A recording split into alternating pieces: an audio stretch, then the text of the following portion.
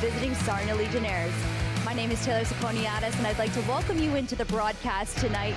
Let's dive right into the story of the game presented by Source for Sports.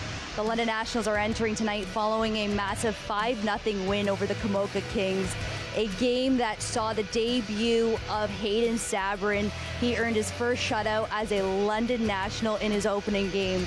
A guy that's making headway on the score sheet is Talon Palmer. He's got 5 points in just 2 games, looking to extend that streak here for a third game tonight. As for the Sarnia Legionnaires, they're coming back from a massive overtime upset against Chatham this past week. Somebody looking to bounce back from that is Ty Tier, and he's leading the team in goals and averaging a point per game so far this season. For more on tonight, I'm going to send it up to Kyle and Jeremy for more. A very interesting matchup between these two teams. Both teams coming in playing a very similar style of hockey, high event, high octane style of game. Both teams only scoring over 20 goals so far this season and have allowed over 20 goals. No other team in the entire JHL have done that. Yeah, and looking at the stats before this game, the goal differential for both these teams, for the Nationals is +2, and for the Legionnaires it's +1. So they're putting the puck in the back of the net, but they're also giving that puck into their own net as well. So again, run and gun style hockey from both these teams, to expect wide open ice here tonight. Lots of stretch passes and a lot of shots onto the goaltenders tonight. So certainly a game that's going to be a lot of high scoring. It's going to be a fun one. Absolutely, and all that offense is coming strictly from 5-on-5 play. And for the Nationals, in their case, a bit of shorthanded action as well. In their 5-0 win on the weekend over the Camoka Kings, Talon Palmer picking up another shorthanded goal. So that's, I believe, his second of the season shorthanded. And then the Nationals, once again, their power play struggles continue, going 0 for 6 in that contest. So only 1 power play goal so far this season. A little bit better than what's happening on the other side with the Legionnaires, who have still yet to score a single power play goal. Yeah, power play seems to be struggling league-wide, and that's, again, we can't really say that it's early in the season anymore. We're now into the regular season. The Nationals playing their now 7th game in here tonight. It's going to be interesting to see how they tweak the power play, because, again, it's all about the quick passing, getting shots onto the net, moving the puck around. That's what you need to do, and then just finding the right spot on the ice to get a goal. So hopefully we might see a power play goal here tonight. We'll see what the Nationals have done in practice here yesterday, to see what they worked on, and for both teams, just seeing if they can get a power play goal. Yeah, it wouldn't be too surprised if you try something new. You have a pretty big roster of players who you haven't seen get those opportunities on those upper power play units. Might as well be a chance to try it out, especially with no Riley Wood in the lineup right now. So you got to see who you can put out there and see if you can get something going. One name who I actually would love to see on that top power play unit, I'd love to see Michael Kopchuk get back out there. We saw in parts last year, he does have a howitzer from the blue line and can really shoot the puck. If we can see him on the blue line, I think that can generate a little more offense for this Nationals team going forward. For sure, you would love to have a defenseman who can have that hammer of a shot from the point. We saw that last year with Owen McGowan on the power play, where he was able to get the puck at the top of the blue line, whether it be a hard wrist shot or that one-timer as well. So certainly a guy like Kopchuk, if he gets the opportunity to be on the top power play unit, he's a guy that can easily generate that shot. And somebody else too, I'd like to see Atlee Rogers step up on that power play as well. Another guy that can be crafty with the puck, can generate a little more open space out there as well. So just a couple of guys to look forward to maybe seeing on the power play during this regular season play for the Nationals. Absolutely. Now on the other side, Sarnia, they do have some high up firepower. Ty Tierney or Tyrion is like fantastic so far this season. 7 points through 4 games, just carrying Sarnia on his back to doing whatever he can do to help this team win. And just it's all on 5-on-5. They're just not been able to generate anything offensively when it comes to that power play. And it's going to be tough for them to continue to do anything tonight, because this is a very stingy Nationals penalty kill that tends to bite back more than it gets bid on. Yeah, no doubt. And again, Sarnia, a team that in the last 5 years, they've only beaten the Nationals once in the last 5 seasons, and that was last season, the last game of the regular season over in Sarnia. So certainly this group wants to try to force the Nationals to play strong all 60 minutes and make sure that they get a strong presence in here tonight. Absolutely, and this is the way. It's just looking. It's like it's going to be more of this going through the regular season, as both teams are just continuing to try to get everything underway and try to solidify their presence on the ice. It's going to take some time as well. The one other thing that I want to take a peek at with this team as well is they are getting some injuries back in the lineup as well. Riley Wood, we've heard, is day-to-day, should be back in the lineup next week. And then Gillis as well should be back in his first game action as well, coming up next Wednesday, hopefully. Fingers crossed. We have yet to see him in game action for the Nationals, and just from what we've heard from the team, they're excited to get him back in the lineup as well. Yeah, certainly. When you're able to get your captain back in the lineup, he made an immediate impact here at the season opener a couple weekends ago against the St. Thomas Stars. And again, Gillis, we've heard about his game. The team really likes him. And again, you don't want to have those injuries, but again, getting them back into the lineup sooner rather than later is going to be key for this Nationals group. Only currently 2 points behind the LaSalle Vipers for first place in the Western Conference. Again, this conference is going to be open all year long this year, so it's certainly going to be a battle for all 8 teams to try to battle for that top spot. As we continue here, just taking over our game notes here, brought to you by Paracon Contracting and Development. The other thing going in, looking at the Nationals as a whole right now, goaltending is turning into its own story right now, as we saw Sabrin putting up a 20-save shutout on Saturday night. Not too bad for his first game in the GOJHL. Looked very good between the pipes for the Nationals. But tonight, Carter Froggett taking back the crease and getting another chance to prove himself here at home. Well, you always love to have a goaltender battle, right? And especially bringing in Sabrin, who was rights with the Elmira Sugar Kings and now coming here to London. Expect them to split the net. So again, with another game this coming weekend as well, you expect maybe Sabrin to get that start as well. So for both, again, Sabrin and for Froggett getting the start in here tonight. He's been strong the last 2 nights here at the Western Fair. He's been very strong with his pads, being able to keep the puck out of the net. And again, the goaltending battle, you love to see it. It's competition for the team that helps you win in the long run as well, being able to have that type of battle and have 2 guys that want to have the number 1 job. And that's just something that you love to see. Absolutely. Another person who's showing that they got that number 1 ability, especially right now, is showing on the offense, is Talon Palmer. I think he's done an absolutely fantastic job this season. Showed flashes last year of greatness for the Nationals, but has come into his own this year. A couple shorthanded goals, power play goal, and just leading the team in points already. 11 points so far this season. Well, we said at the end of last season that for this current season that you expect a guy like Talon Palmer to step up, and he's certainly lived up to the expectations so far. And he's going to be a guy all season long that the Nationals are going to look to get offense out of. He's a guy that as soon as he gets the puck in the neutral zone, he can just fly with his speed down the right-hand side and just drive hard to the net. And a lot of the times that's how he scores his goals, is just that shot off the wing, just getting it either down low, right underneath the blocker of the goaltender, or sometimes getting up and above too. So for a guy like Palmer, he's going to be a player that the Nationals really key in on and really want to drive their offense. As we just mentioned, Sabrin is showing off greatness in his last contest here. Most likely we're going to see him in the next couple weeks here at the Western Fair Sports Center. But we had Taylor catch up with one of the new new assistant coaches of the Nationals to find out more. We are here with London Nationals assistant coach Brian McAllister. Coach, we have seen some early success in the season, a 5-0 win over Kamoka, but now you have your captain out. What has that been like for you, and what kind of confidence do you have in this team? With Woody being out, it's been a bit of a adjustment, and we're very excited that some players that have the opportunity to step up, and they have, and the confidence in our team. We've grown, and we're growing every day, and we're getting better, and that's our mindset, and the team is moving forward. Hayden Sabrin, a new addition to the team, posted a shutout right away there on his debut. Can you just tell me your thoughts on his performance? Amazing, composed, very, coming into a new environment, and, new teammates, a new city, and him going out there and just being so composed. He's a joy to have in the locker room. The boys love him, and he's just going to get better and better every day.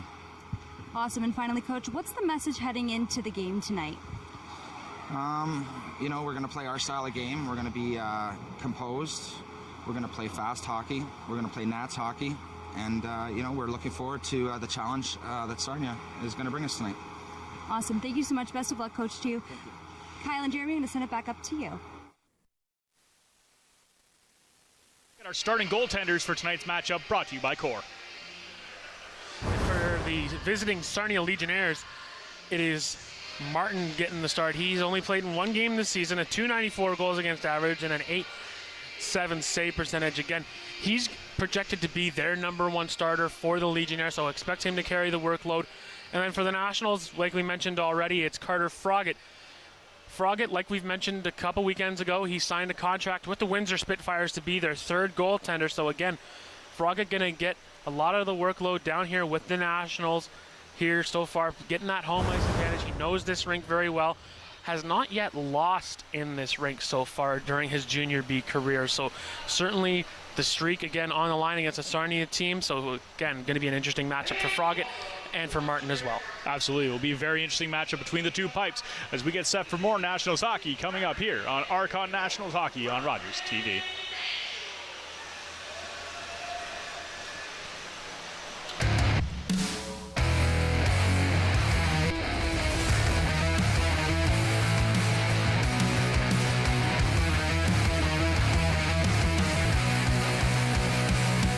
This program is brought to you by the following sponsors.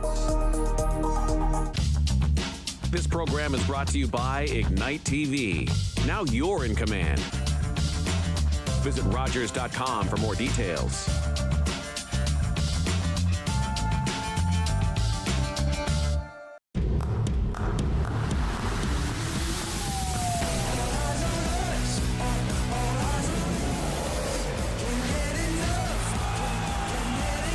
Understanding human nature can be a superpower. The first 48 hours are critical. What kind of idiot are you?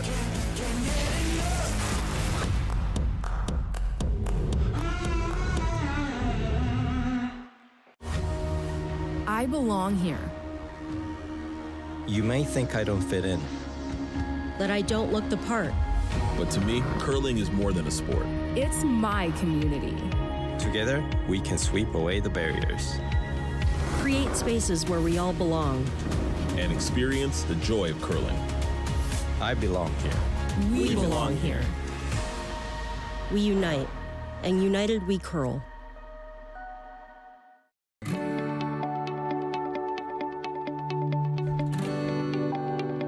You're watching Rogers TV.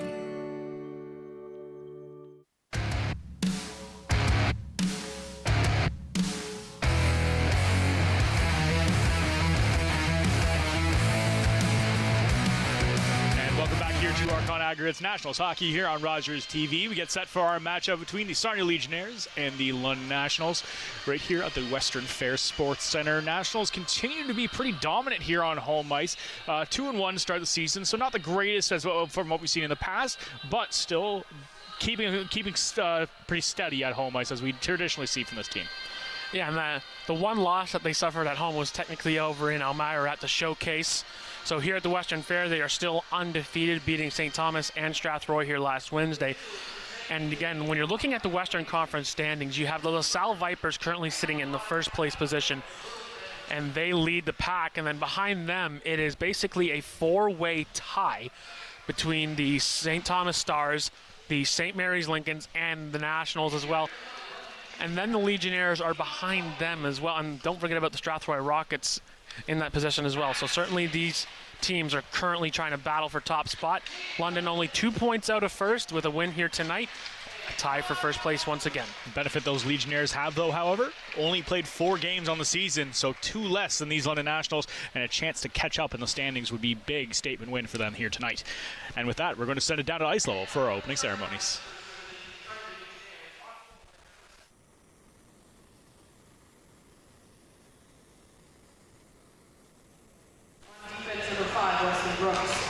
And number 16, Alexander Akeem. And at goal, number 31, Jack Martin. And now, for the starting lineup for your London Nationals on forward, number 11, Talon Palmer. Number 17, Josh Lopez. Number 19, Colton Chipman. On defense, number 3, Aiden Ladd. And number 48, Ryan Gotcha.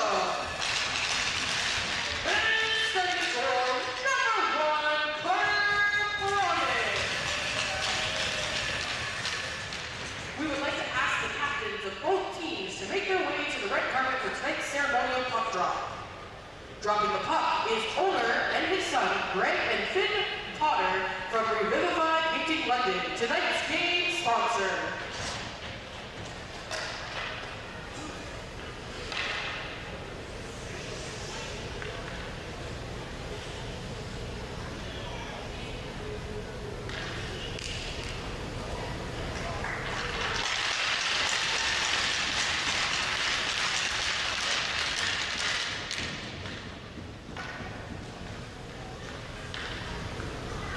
Prior to the national anthem, the London Nationals wish to acknowledge the Anishinaabe, Haudenosaunee, Lenape-Watt, and Attawakamie peoples whose traditional lands we gather on this evening. Fans, will you now please stand if you are able and remove your hats and join Tony Nuther in the singing of our national anthem. Oh, Canada, our home and native land, true patriot love in all of us command. With glowing hearts we see thee ride, the true north strong and free. From far and wide, oh Canada, we stand on guard for thee. God keep our land glorious and free. Oh Canada, we stand on guard for thee. Oh Canada, we stand on guard for thee. Go Nats, go! Fans, welcome again to the Western Bears. Thank you to Tony Nuther for our national anthem as we get set here for puck drop between the Nationals and Legionnaires. It's now time for opening puck drop. Brought to you by Looking at the lineups here, Wesley Brooks, the captain, starting out there for the Sarnia Legionnaires. New captain for the team as well. Last year's captain, still Logan O'Leary DeLosa, still on the roster as well. So new leadership change, hopefully for some new luck out on the ice for this Sarnia team. Yeah, certainly something that you don't normally see too often is when you have a captain of the team from a previous season no longer being captain. I think it's just more so just a change in the fact that for a player like O'Leary DeLosa going to be in his final season playing junior B, it's handing the keys over to a younger group of players who want to be able to lead this team heading forward. Chipman plays the puck down low, gets pushed off the puck, gets it back to the D though. LePain, he'll flip that puck back in the offensive zone. Quickly turned around, brought back the other way by the Legionnaires. Across the blue line comes Moffat. Moffat tries to drive the net. Puck ends up getting away from him. Picked up by Lave. Ends up back to the blue line. Long distance shot. That gets blocked by Palmer. Palmer bank pass, tries to hit Chipman.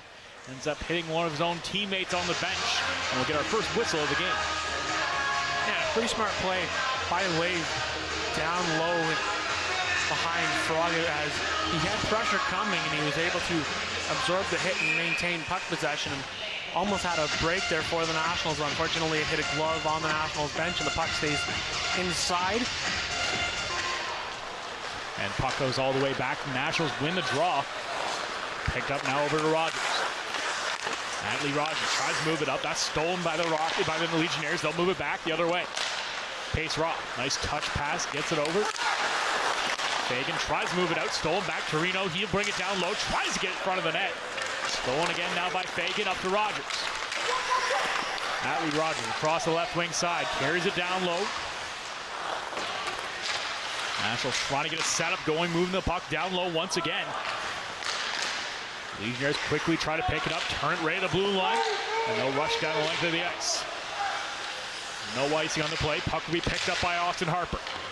Harper tries to center the puck, but that can't make it.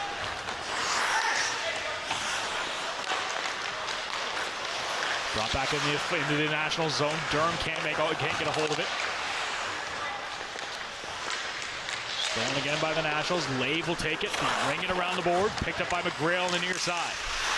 Guvermont pressures him, and then it goes offsides. Guvermont blows a tire at the last second, and McNamara couldn't see him in time. Just a collision at the blue line there for Gouvermont. Not able to straddle his foot right at the line. Haven't exactly had the flow into this game yet. Just a few passes that aren't hitting the tape yet, but we'll get our flow here eventually. Face-off won by the Legionnaires. They're going to drive across the line right now. Langshaft brings it down low. Kick, like gets a shot off. Puck will be turned around quickly now. Nationals going to try to set up. Long reach pass intended for McNamara. A bit too far ahead of him. McGrail quickly spins it around. Gouvermont at the blue line. Dishes up to McNamara. He'll bring it down along the right wing side. Puck is dished behind the net. Stolen again by the Legionnaires. Outlet pass picked up by Langshaft on the near side. Deflected down in the offensive zone as both teams go for a change.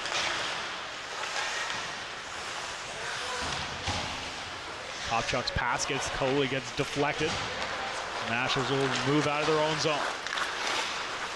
Fisher, nice lead pass, brings it up the right wing side. Knocked down, in, onside, but quickly turned back around.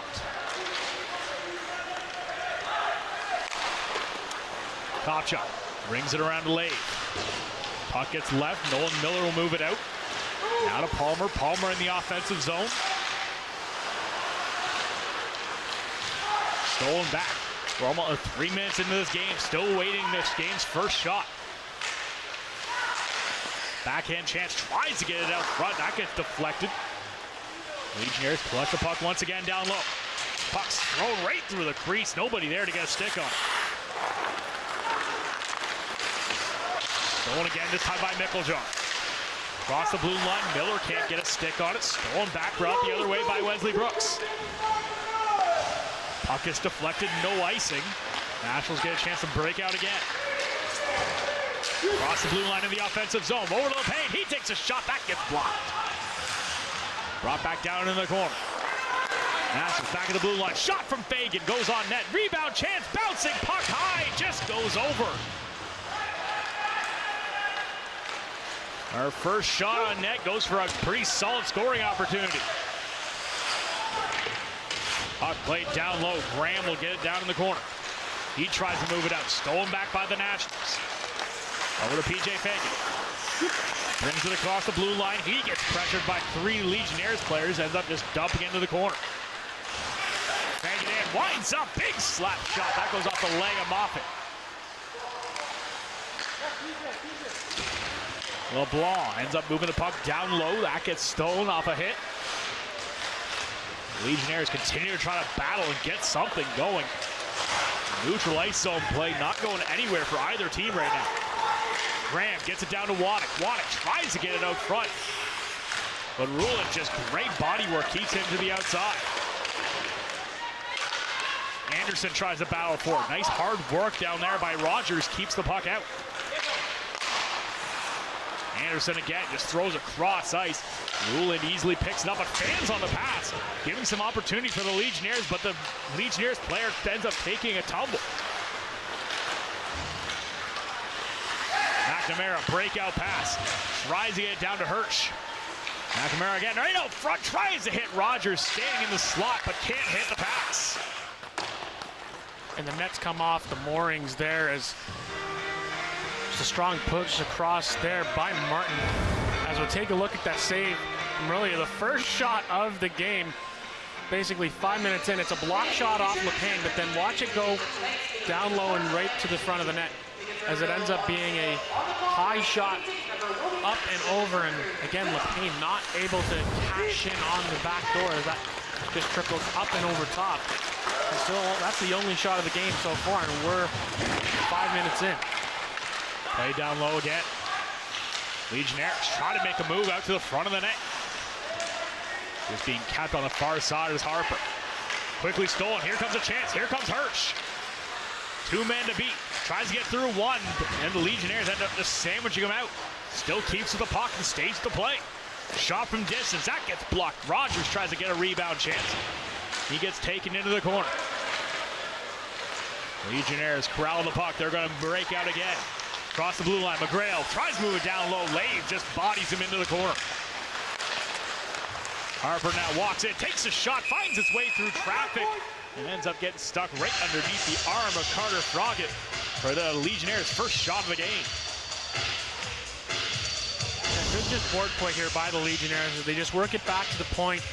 And as a defenseman, when you're able to walk in on the play, you're able to just generate a shot, and you're trying to look for a potential screen or a tip that you can try to get no one in front there. Froggett easily able to cover that one up and make the save. Much different looking first period here for the Nationals as opposed to what we saw from them on Saturday night. Nationals picking up 15 shots in that first period against the Camoka Kings, including 2 goals. A much different look here as we are almost 7 minutes into the first. Still only 1 shot on the board per team.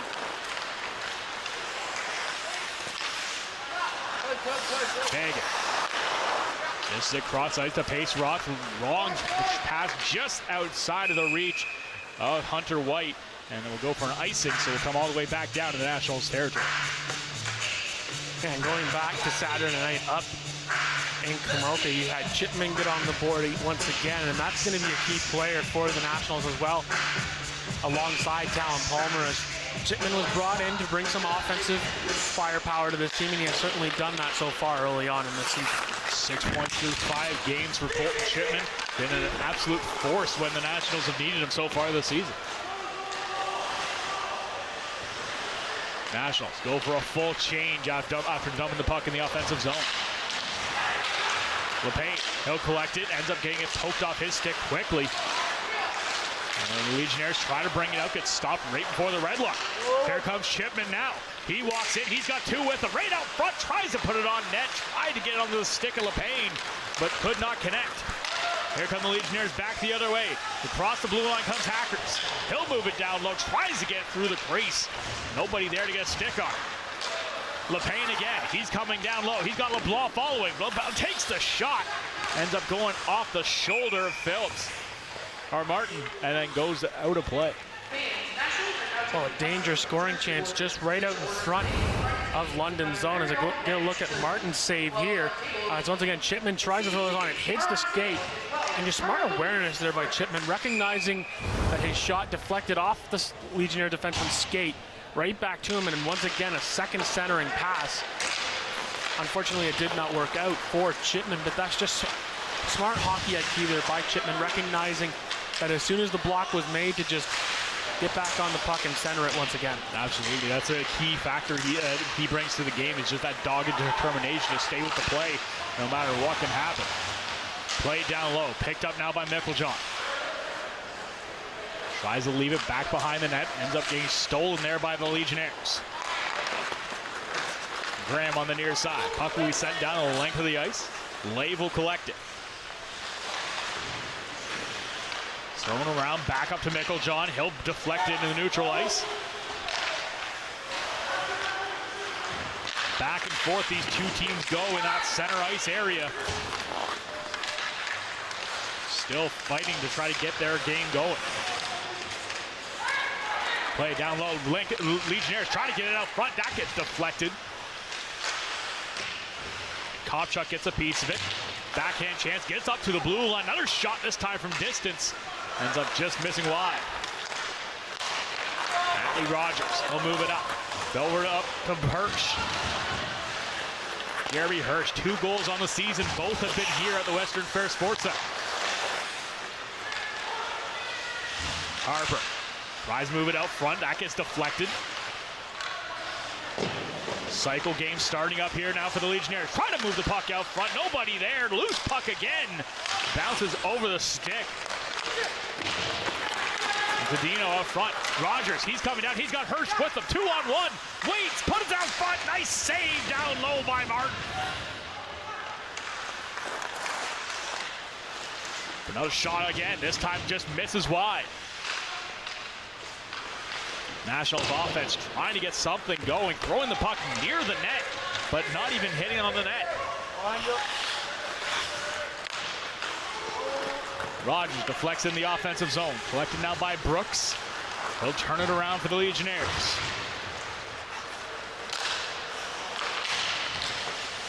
Picked up now by the Legionnaires, stolen down low, pass, try to get right out front. Langshaft just ends up going through between his legs.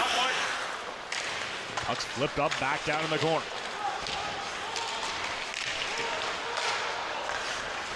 Back up to Rogers. One bounce out off the board. Nationals are going to switch up for a change. Legionnaires will bring it off into the offensive zone. Down low, Durham gets it on net, and that'll be held on to by Froggatt. It's a bit of a sloppier performance by both teams so far, and not really doing anything in basketball. Yeah, and again, going back to Atlee, Rogers makes a centering feed over to Hirsch, and he's not able to get that one into the back of the net.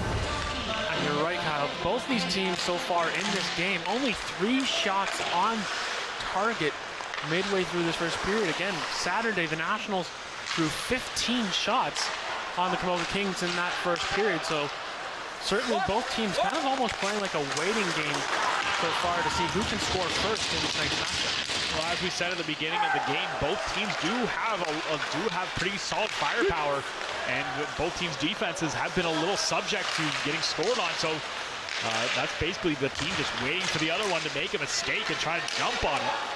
As Gouvermont, he'll bring it across the blue line, takes a shot, and ends up going wide. Stolen again by the Nationals. They'll keep control. Down low, Gouvermont again walks in, takes a shot right off the crossbar. Beautiful chance. Will not count as a shot.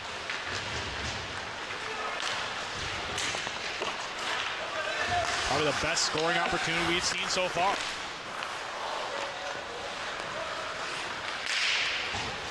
Puck brought out. Now the Legionnaires will try to bring it the other way. Shot on distance, goes right into the glove of Carter Froggatt, and he'll hang on.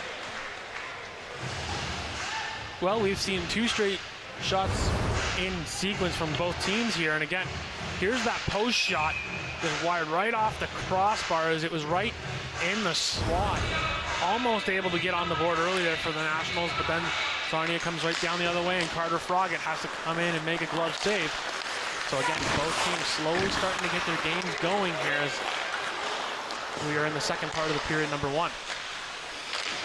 Lave will collect that puck. Bring it over to Meiklejohn on the near side. Todd Moffat applying some pressure, keeping the puck behind the Nationals net. McNamara, draw pass, almost ends up going right back onto the stick of the Legionnaires as Monks was in a great position.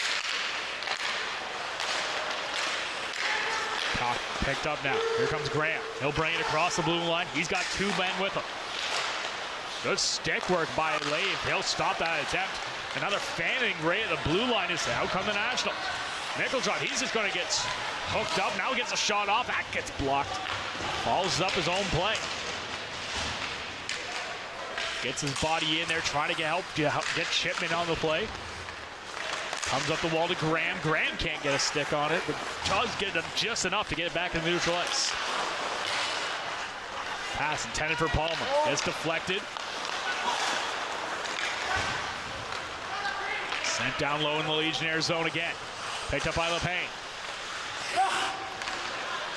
LePayne ditches up to the blue line. Shot from distance. That goes off a leg out front. Bow for the puck now in the corner. 2 Legionnaires, 2 Nationals. Puck squeaked out. Back behind the net, the puck goes. Nationals still maintain possession. Deflected right out front. Loose chance. Tries to get it on net as Palmer ends up losing it at his feet. By the time he gets it to the forehand, it's too late. Another chance on net. LePayne just fans on it. Chipman behind the red line. He'll bring it out front. Tries to take a shot. Nice defensive work down low by the Legionnaires to defend that shot. Another shot on net. That one hits right off the side of the net. Loose puck still down low. Chance, another shot on net. That one gets tipped and goes out of play. As the Nationals finally generating some offense, but cannot beat Martin between the pikes. Well, we'll take a look here at it. A good rush here, and then you can see an errant stick there by the Sarnia defender, and the referees let that play continue. And you could have had the argument there that you could have made a hooking call on the play, but nonetheless, kind of a tough spot for both referees when they're in opposite corners, not really seeing that errant stick. But regardless, the Nationals just had a flurry of chances there that they weren't able to beat Martin so far. Another chance, right in tight quick play as Nolan Milne jumps on the loose puck. As the Legionnaires defender ends up just being a little too cautious with the puck. Yeah, just right off the defender's chest and right onto the stick there, and shot right into the breadbasket once again of Martin. He's been solid so far. Again, only facing 5 shots, but those 5 shots have been good scoring opportunities so far from the Nationals. Puck played down low again. Milne, he's going to get it on it. Just forces his will onto the puck. Ends up picking up, tries to get over to Hurst. Kept it at the blue line by Ruland. Great work by this Nationals offense here. Milne now, chance tipped. Beautiful deflection down low. Just goes off the stick at Jace McGrady. Denying that chance with some beautiful stick work. Puck gets thrown up, and that will end up in the penalty box. We'll have a face-off back in the Legionnaires zone. Yeah, we're starting to see the Nationals open the ice up a little bit here. Like we mentioned before the game, where these two teams like to play that running gun style, make those stretch passes, and we're starting to see the Nationals do that, and they're becoming more aware of each other where they are on the ice. And that's the key thing for both teams, is you want to be able to be aware of who's on the ice and where they're going to be when it comes to being on a spot on the ice. Nationals try to move it down low. LeBlanc gets knocked down. Puck ends up behind the net again. Legionnaires will move it out. Nice tip play by Bowler. Ends up going a little too far off the deflection into the National zone. Lay tries to move it up the wall. Hunter White, he tries to get a stick on it, but that gets deflected off his blade. Yeah. Puck comes back up to the blue line. Brooks holds on to it just enough to keep it in the zone.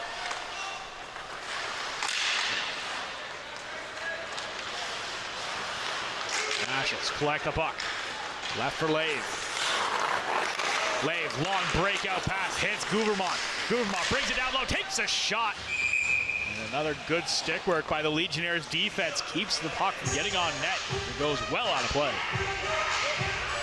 And we've seen this now a couple of times now from the Legionnaires D, is getting the active stick. And that's what you want to do as a defenseman, is as soon as you see that forward or defenseman winding up for that shot, is get that stick in the lane, because you want to try to take it away, that shot. Now, sometimes it can bite you when it comes to directing it towards the net, but also at the same time, you want to angle your stick so that it doesn't go towards the net and angle it away to the corner.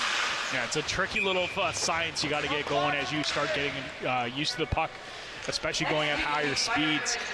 But so far, it's been pretty effective for the Legionnaires on D.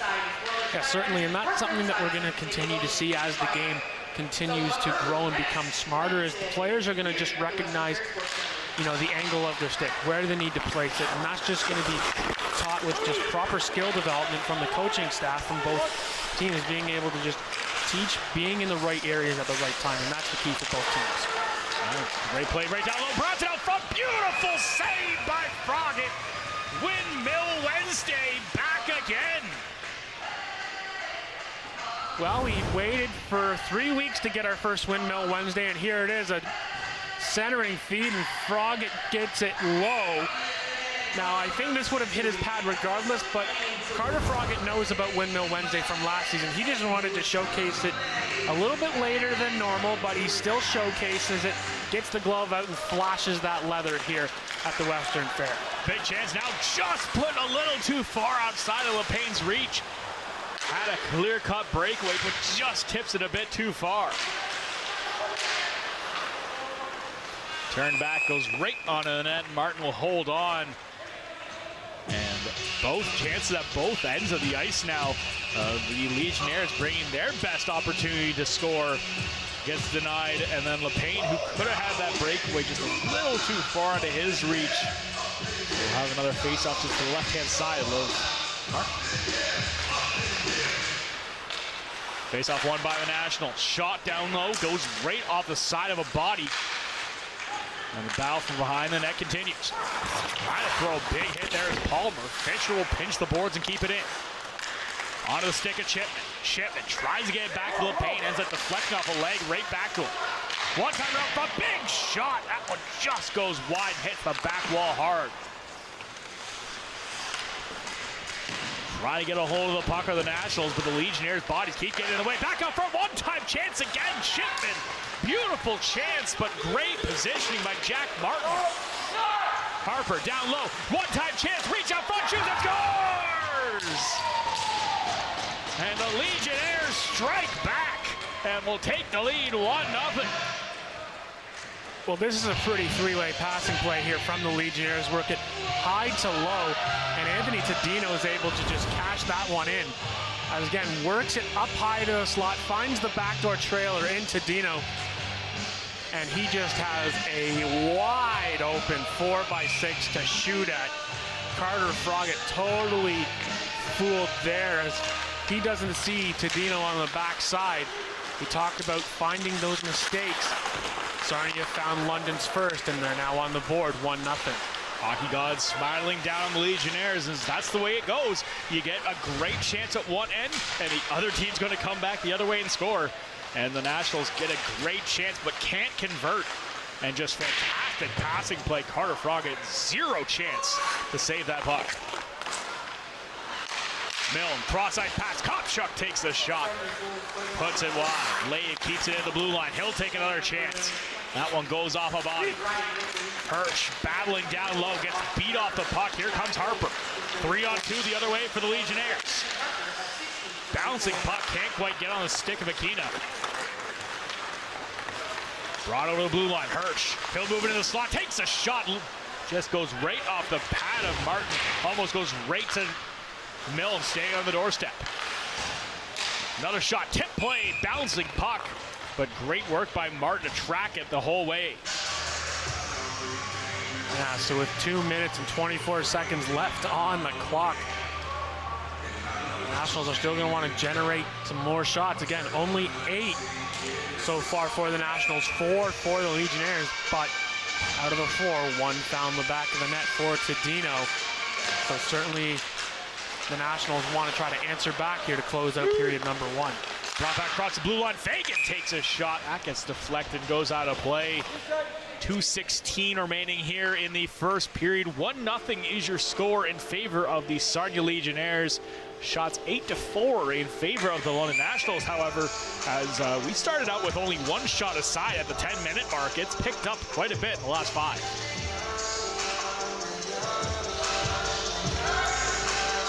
Face off to the left. LeBlanc can't quite get a hold of it. Legionnaires going to quickly move it back over to Matthew Anderson. He gets a breakout pass. Tries to get all the way up to Langshaft. Stopped up as the puck goes right over the blue line, so the Legionnaires have to regroup. One of the Nationals prospect, PJ Fagan, will move it out. Back to him again. Tries to get a shot, but ends up getting it on the backhand.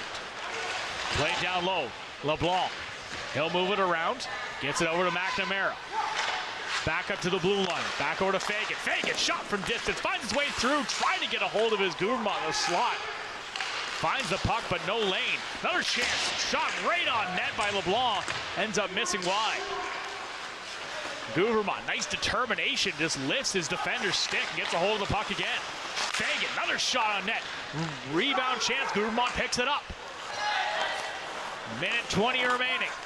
Down low, National still with the puck. Trying to get a centering pass intended for Gouverman. He will collect the puck, move it back down low, intended for LeBlanc. Great deflection as well, this time by Anderson. And it goes right onto Martin, and he'll hang on. Well, just a smart play actually there by Anderson. He tipped that back towards the net so that he could get a whistle, as once again the Nationals were hounding the Legionnaires in their own zone. And the Nationals just kept on passing it around because there was no real shooting lane to get a shot towards the net. So just another great job of the Legionnaires just boxing out the Nationals, keeping them to the outside, not allowing anything towards the middle of the ice. Legionnaires are going to clear the puck. They're going to have to wait up as one of their own guys is deep in the blue line, heading Hackers. Last minute of play here in the first. Nationals going to try to get it, move this pressure and trying to get a late period goal here and tie it up heading into intermission. Puck falls right out of the stick of Hackers. Kept it at the blue line. Bull just dumps it down low. McGrail throws it back behind the net again, bounces off the wall, goes right into the glove of Froggatt, and he'll hang on. And a good grab there by Froggatt. As we well know, these boards here at the Western Fair are very active. And Froggatt well aware of that, making sure that any puck that bounces toward his vicinity, just to get a glove down and get a whistle at any moment that he can. Face-off won by the Nationals. Lave easily thrown around the boards to Hirsch. Hirsch holds on. Nice lead pass from 10 for Rogers. Ends up going right at his feet. And the Legionnaires will bring it right back in. 20 seconds left here in the period. Chance for one more rush. Lave beats out the attackers. He'll spin it around, turn it back up ice. Stolen pass, it gets intercepted down to Monks. He'll battle behind the net with Kopchuk. Back up to Rogers, and that's going to do it here for the first period. A slow start for both teams, but the Nationals' shots come alive in the second half. But it is the Legionnaires who strike first, and will head into the first intermission by a score of 1-0. You are watching Archon Aggregates Nationals hockey here on Rogers TV.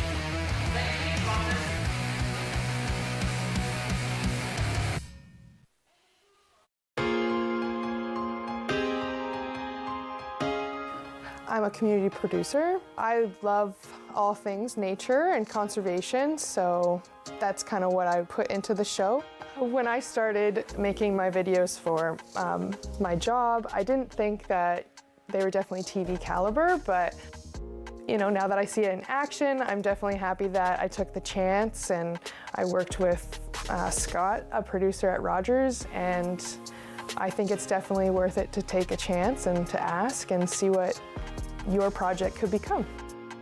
Have fun with it. You know, you don't have to be perfect. I think I'm a pretty good example of that. You know, reach out to people, if you're gonna do kind of like an interview thing. But yeah, just have fun.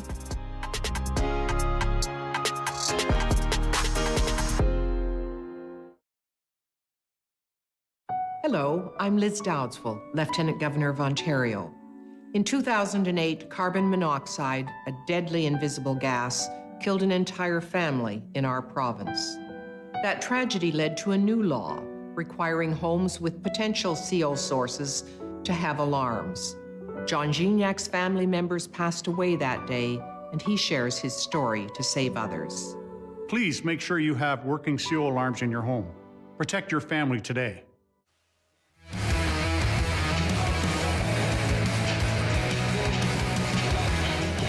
We're here at ice level with captain of the Sarnia Legionnaires, Wes Brooks.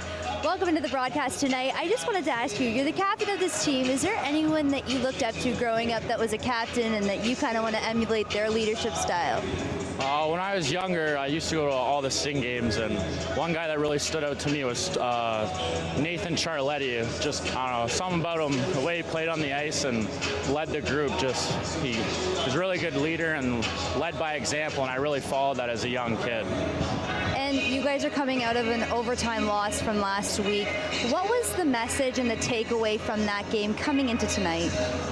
We had a slow start in that one, and we worked our way back, and it was a good point that we got, but I don't know, it's something good to build off of. And finally, how do you plan to hold your lead heading into the next frame here? Just got to be strong in the D zone and chip pucks out and get them deep and play physical. Awesome. Thank you so much. Best of luck. You're watching Archon Aggregates London Nationals hockey on Rogers TV. We'll be right back after this.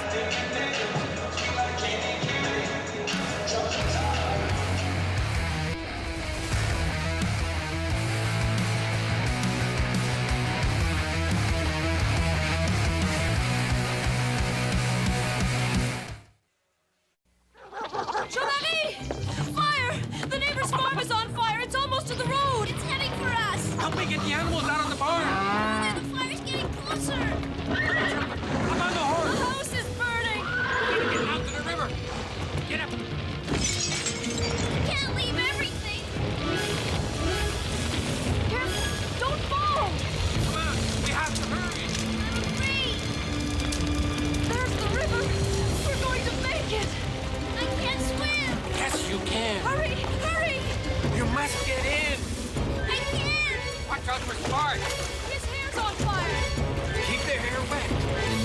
1870, fires raged along the Saguenay River for more than 150 kilometers, destroying land and lives. One family survived by dousing themselves all night against the searing heat. One family, among the thousands whose resourcefulness and courage shaped the character of this land.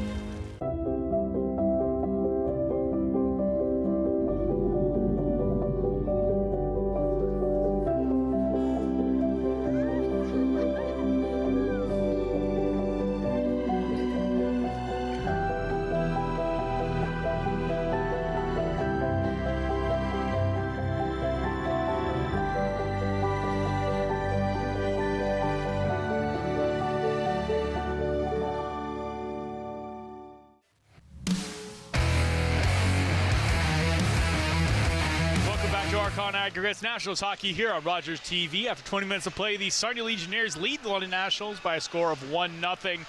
And what turned out to be actually an interesting last 5 minutes of that period. But those first 15, I think both teams would like to forget. Yeah, for sure.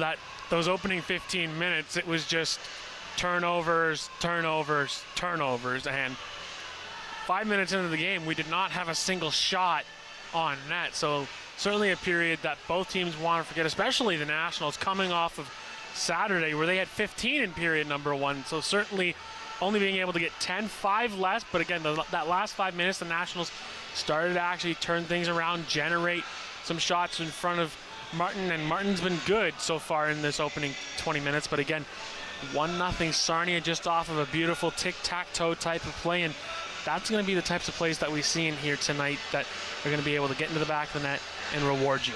Absolutely. Martin in net for the Legionnaires. Had to work relatively hard in that last half of the period. Great chances out front. We saw from Palmer. We saw from Chipman as well. The Nationals' big guns are coming out so far, but Martin's been a pretty solid backstop for the Legionnaires so far tonight. Yeah, and a lot of the shots have been generated from the outside. Yes, there's been a few shots right in the high slot area, but he's been in the right positions at the right time. Besides that one crossbar, other than that, he's had really good rebound control. Hasn't really had to skirmish too much in front of his net. He's played really well. And then Carter Froggatt, besides that one goal that he just didn't see the guy on the back door coming, he too has been pretty solid as well. So the goaltenders certainly being not exactly busy in the opening 20 minutes, but also standing tall as well, making sure that they keep it as tight as they can be. Even that goal, you can't really blame on Froggatt at all. Like, that's on you're hoping your D-man can come back and take that third guy. He was watching that initial pass, did not no chance of getting to Tadino coming right down the ice as he had that wide open 4x6. Absolutely beautiful play by the Legionnaires, however, though, just fantastic passing play. The first time we saw something crisp by either team in the game so far was that play, and it resulted with our only goal. And it's all about awareness on that play, right? Recognizing the fact that you have three players coming down, you're able to make that pass back into the slot area, and then it's the job of the guy who passes it over to the backdoor side to make sure to recognize he's going to be streaking down, coming in hard, crashing the net, and able to cash in there. So certainly a smart hockey IQ play by the Legionnaires, just recognizing you've got three players coming in tight and only one national defender in the vicinity. So just overall very well thought out and a beautiful tic-tac-toe goal that has them up by one. And we'll see if the Legionnaires can replicate any of that going into the second period, as we'll be right back with some more Nationals hockey here on Rogers TV.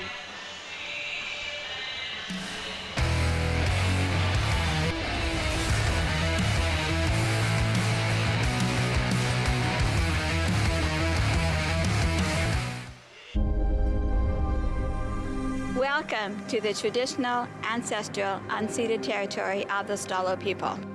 The Stalo are people of the river. I'm so thankful for the courage and resiliency of our ancestors who lived on this land since time immemorial. Each of us have gifts from the Creator, and our Creator has a plan and purpose to be fulfilled in our territory. As we embrace our traditional teachings, we can lead the next generation into the fullness of what our Creator designed. Our shared history reveals a broken relationship, but as all Canadians commit to hear truth, acknowledge injustice, we can learn to walk in our traditional way, Letsamot, with a good heart and a good mind. Then all of our lives will be enriched. Gosleigh. This is a brain in urgent need of mental health care. But because 3 out of every 4 Indigenous people experience racism in healthcare, she may not get the help she needs.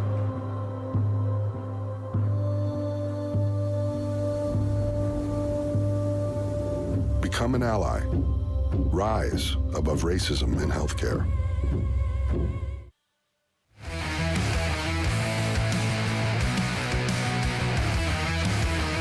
Welcome back here to Nationals Hockey here on Rogers TV. 1-0 is your score as we're getting set here in first intermission action. One other player who I wanted to put a spotlight on so far through this game, Quinton McNamara, I thought has been fairly solid throughout this game, showing his physicality down low in the offensive zone, really dogged on the puck in those dirty areas, showing a bit of that edge work to his game.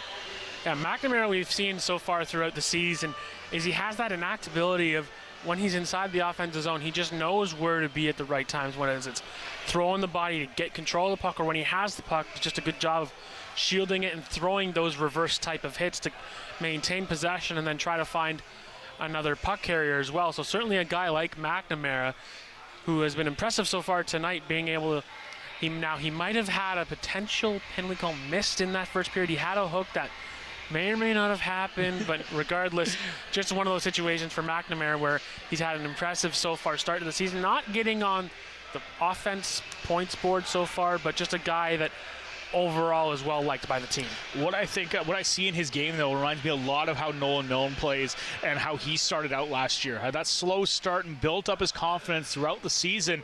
I expect to see a lot more from McNamara as the season goes on, as he might get those chances a little farther up the lineup as well. Yeah, and then you can have a guy like Milne be able to help a guy like McNamara to say, okay, this is what I was doing last season, and this is what I did to slowly gain my confidence and get better. And McNamara is going to be able to have that ability, and the whole team's going to feed off of it as well. We saw basically at the home opener, the Nationals were throwing the body around, resulting in them getting the puck, and that's something that they might want to do heading here into the second period, is maybe play a little more physical game to create that open space and allow that opportunity to try to get the puck in the back of the net. Neither teams here are the biggest lineups in the league, but if you can start pushing the body around, you get a better chance here to get something going. Now, next contest here on Rogers TV, Nationals will be taking on the Komoka Kings once again for the second time this season. First time here at the Western Fair Sports Center, so exciting to see the Kings come back to town. Always a pretty solid rivalry between the two teams, and Komoka coming in here as a team that the Nationals handled quite well on last weekend. They're going to want to come back with revenge. Yeah, no doubt. And head coach Roop Chanardad of the Komoka Kings would love to be able to get a response out of his team. They only have had one victory so far this season, so certainly a team in the bottom of the West that can climb out. They are a young team that can really try to improve themselves and just try to play smart hockey throughout this season. On the other end for the Nationals, if they can pick up the win there, fantastic news for them trying to solidify their position in the standings.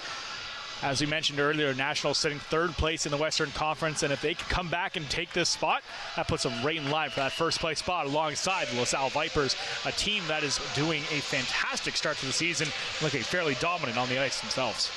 Yeah, they've done a really good job of just putting the puck in the back of the net. Multiple games of 5+ goals and just doing a really good job defensively as well for LaSalle. And that's the reason why they're currently top in the Western Conference. The Nationals want to work to get there. They need to do a better job of just being more aware of where they are on the ice and making sure that they keep their defensive coverages the same. Picking up a very similar play style to what we used to see the Leamington Flyers do as well. That big physical style of play. Just push your opponents around and really dominate the ice. And we'll take a look at them when they come back in town in the next few weeks. Now, down ice level, Nationals trying to move the puck out. That's going to go a bit too far.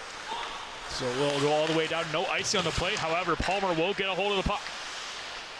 Behind the net, passes it back up to the blue line. Tip play on net. Chipman gets a hold of it, but not enough to put it directly on goal.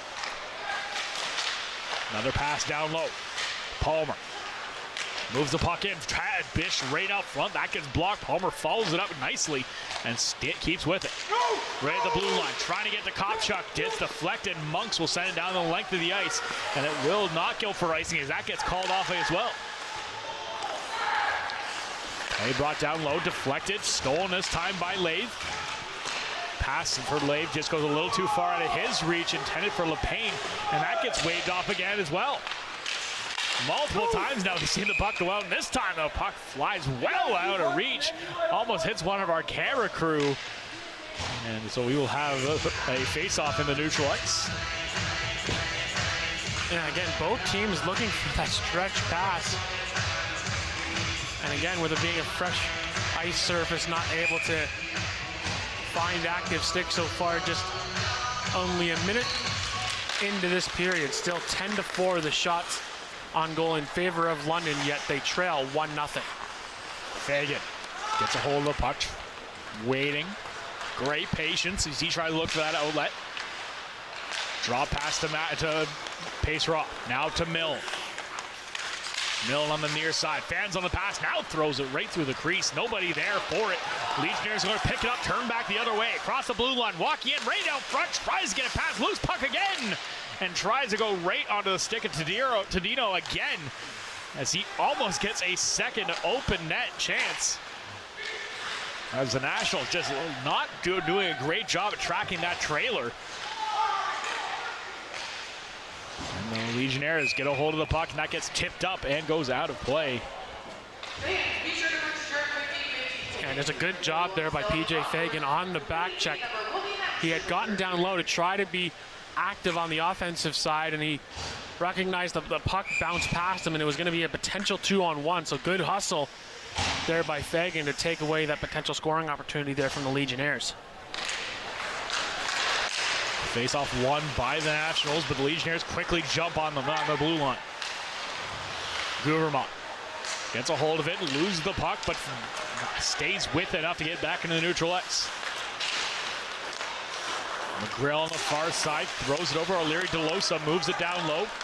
He gets pressured on him by LeBlanc. Picked up again. Trying to move the puck out of the zone. He's coming off Langshaft, but he gets stopped up. Legionnaires trying to get it past the red line. Now finally will, but quickly turned off. That bounced over his stick. Over the blue line. LeBlanc takes a shot from distance. That one just goes high and wide. Terrio. Eyes get a hold of the puck. Stolen by Dunham. Brought back by Terrio again. He'll bring it in.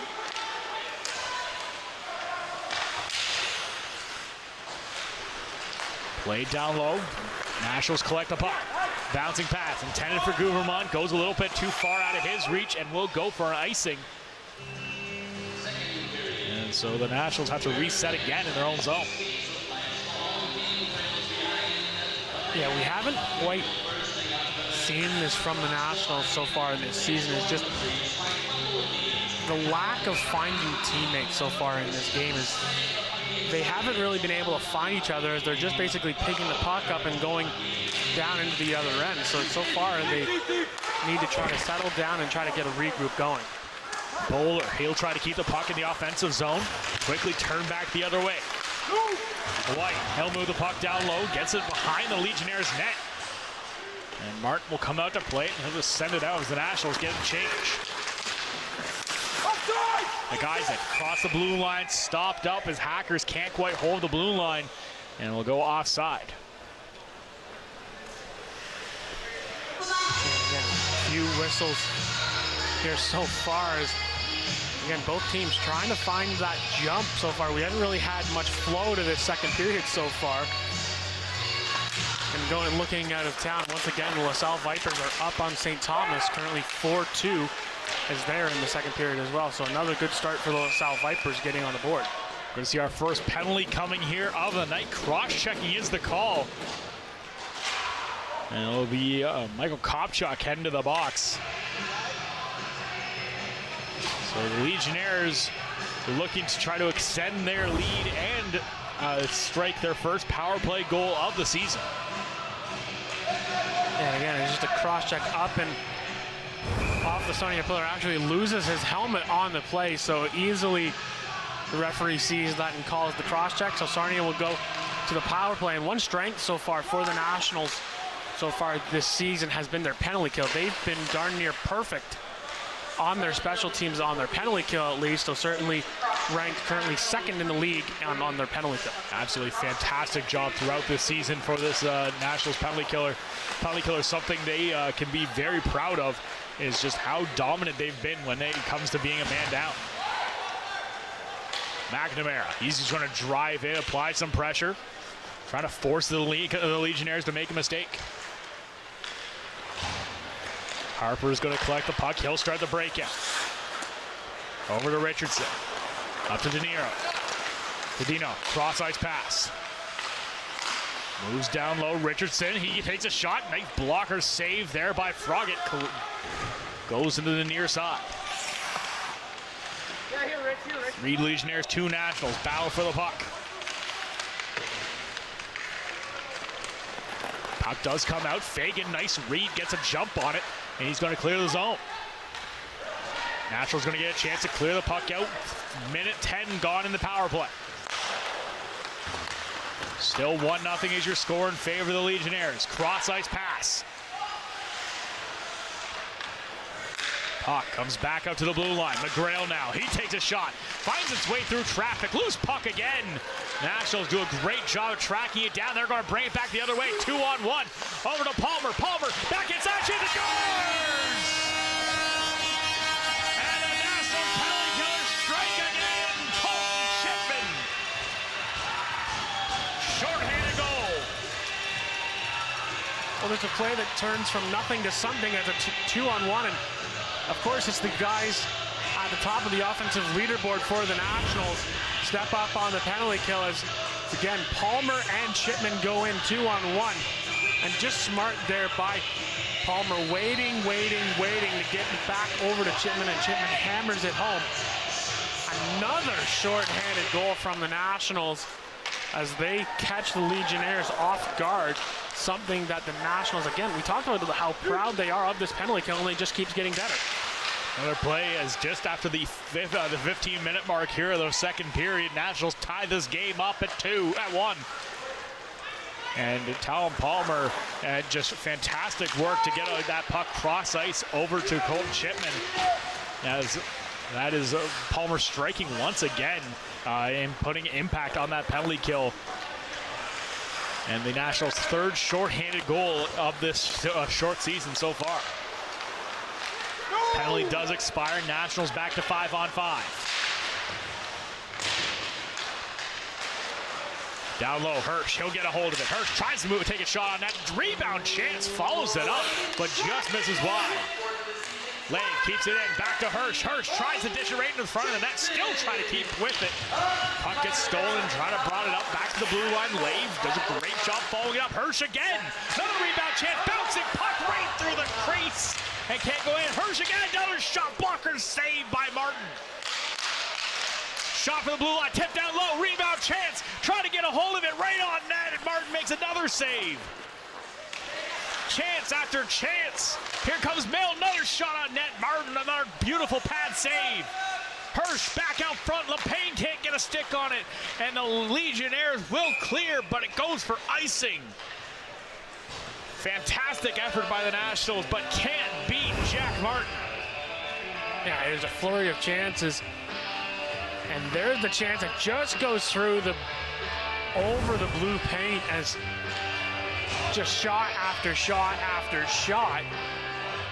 And Martin has just been a brick wall so far for the Legionnaires. 5-on-5. Besides that 2-on-1 shorthanded goal, he's just been terrific so far, just keeping it out. We've got a timeout here by the Legionnaires, and this is actually a really smart timeout to take a real tired group out there after those flurry of chances, and just more of just a whistle to just get the group just relaxed a bit here. Absolutely, and not the group that you'd expect to be out there to be getting this tired. That's the Legionnaires' top line and their top defensive pairing.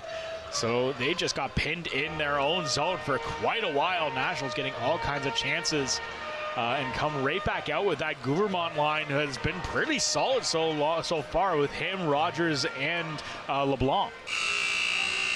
Yeah, you can see Nationals head coach Mark McElveen drawing up potential scenario if they can win the draw to just basically get it to the point and maybe generate a shot from the point, or just get it over to the weak side winger and get a shot from him.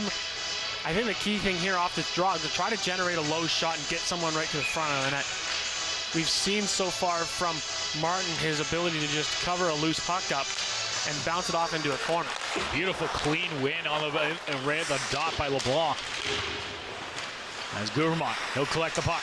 Tries to bring it out front. He's going to get bowed behind the net. Just keeping with it. That's the benefit this line has out there is Gourmand and LeBlanc, two of the biggest guys on the Nationals lineup. Rogers, he gets taken down from behind. No call. And the Legionnaires will just get it out to neutralize, but quickly try to turn back the other way. Legionnaires are going to get one man off, but the Nationals right back on the attack. Rogers behind the net. Tries to get to Gourmand. He gets knocked down. LeBlanc, he moves it back. Just keeping with the puck. Puck is going to come out. Gourmand, great stick work as he gets knocked down, but keeps the puck in the offensive zone still. Great determination by this Nationals lineup, just holding the puck in. Loose puck, rebound chance. That gets deflected as Mickeljohn just walks in for a beautiful chance. Bouncing puck, trying to put a pass right up front of the Legionnaires, but that gets deflected as Mickeljohn's going to try to break right back out. Puck gets sent this time. We'll go icing, and a great call by friend of the show, Kyle Friel. Yeah, smart there from Carter Froggatt, not touching that puck, but again, a chance right out in front of the net. As once again, another close call there for the Nationals. They had another goal scoring opportunity, and just another strong save made there by Martin. Battle for the puck down low. Mickeljohn tries to get a hold of it, does squeak the puck right out. Pass intended for Fagan, but I don't think Fagan was expecting it until the last second. Pace Roth, he'll bring it into the offensive zone. Gets pressure along the boards. He's going to assess the situation. Finds McNamara down low. McNamara, he gets pushed right in the boards. McIsaac, he'll try to move it up. Stolen back by McNamara. Tries to get it out front again. Another shot from Pace Roth. Deflected pass in the air. And trying to bat it down is Mickeljohn.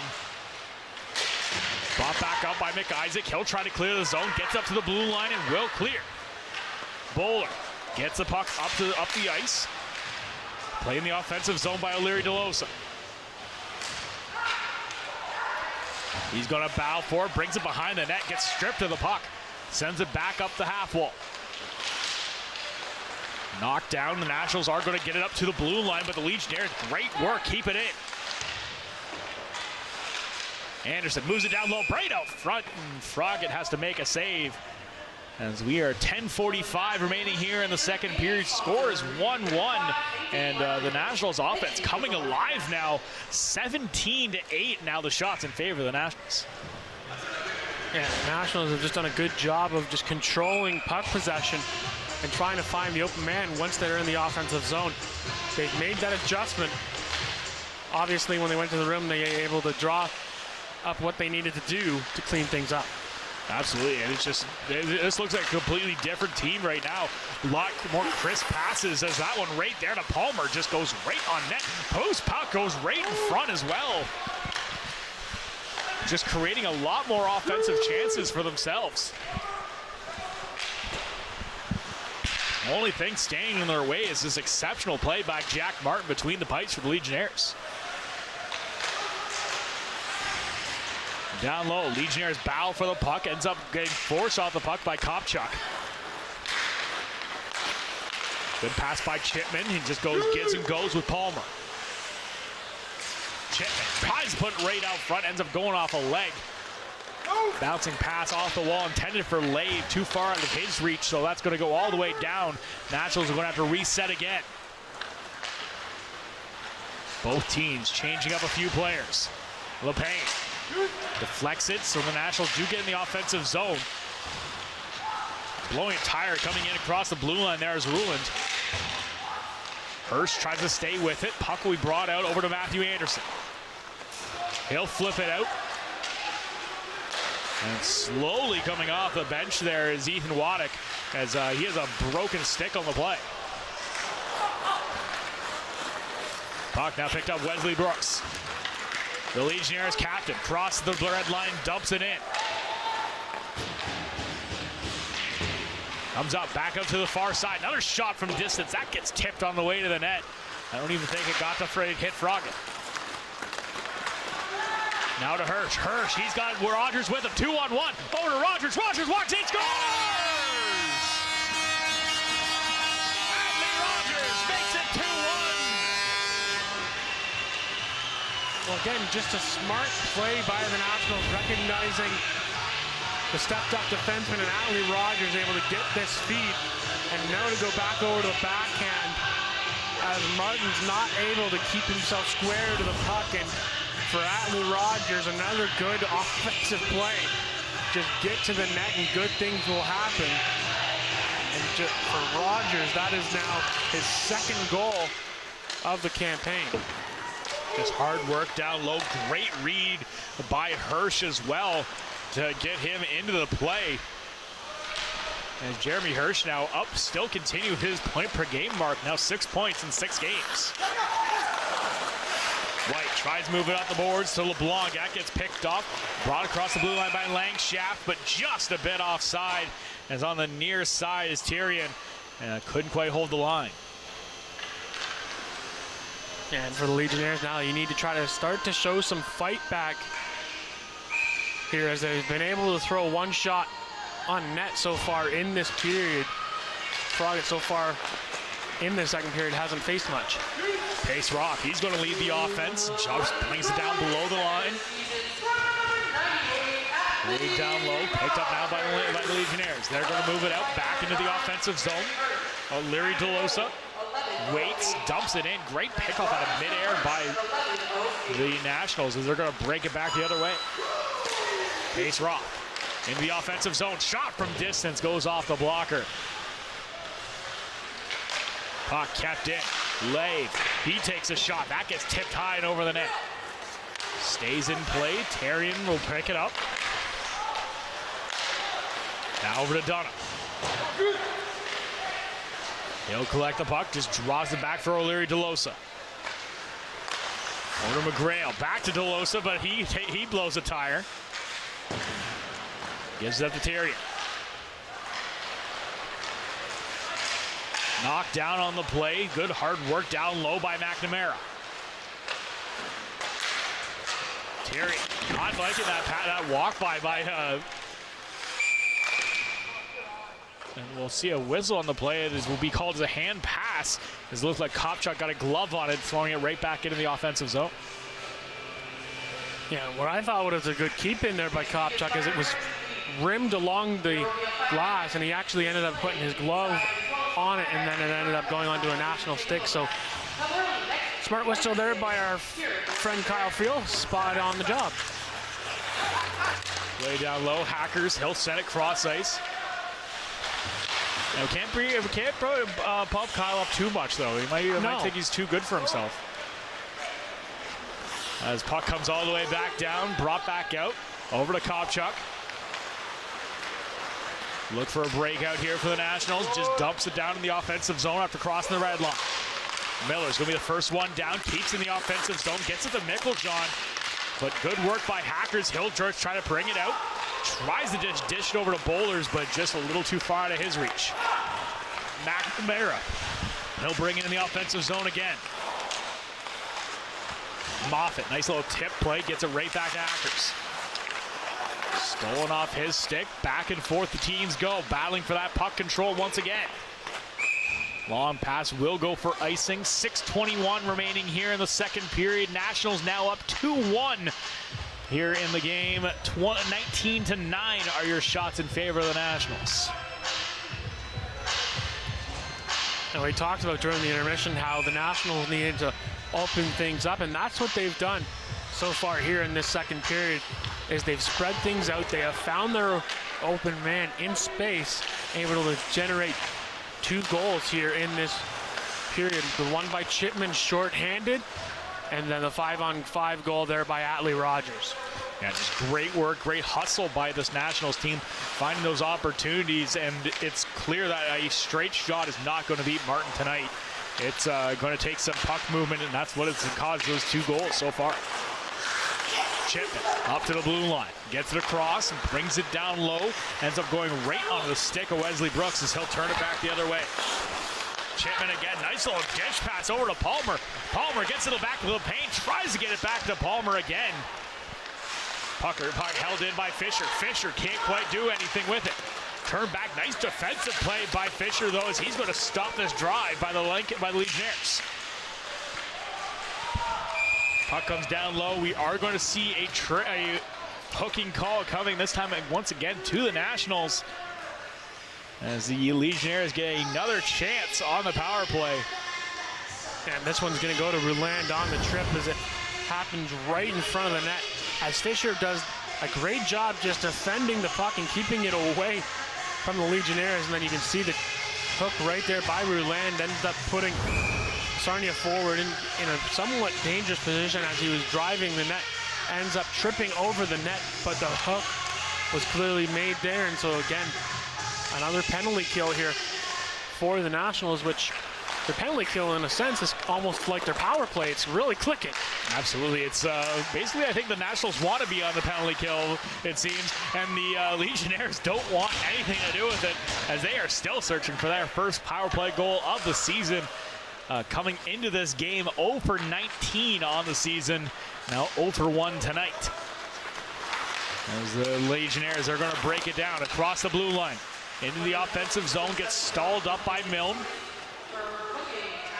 Back down to the corner once again. 30 seconds gone here in the power play. Nationals clear the zone again. Chipman off the ice, on comes Palmer. Down low, walks in, takes a shot, nice glove save by Froggatt off a shot by Langstaff. And once again, the defense of the Nationals, especially when they're on the penalty kill, they do a good job of just allowing Carter Froggatt to see the puck. They box out the Legionnaires forwards, and that's something I'm sure that assistant coach Noah Took has really preached to his defense, is taking away the lanes from the Legionnaires forwards. Harper brings it down low, brings out for a one-time opportunity, bouncing puck loose down low. Legionnaires taking another shot, beautiful pad save by Froggatt. Here come the Nationals the other way. Palmer, great defensive stick work down low by the Legionnaires, as just beautiful play by Richardson stops Palmer from breaking out.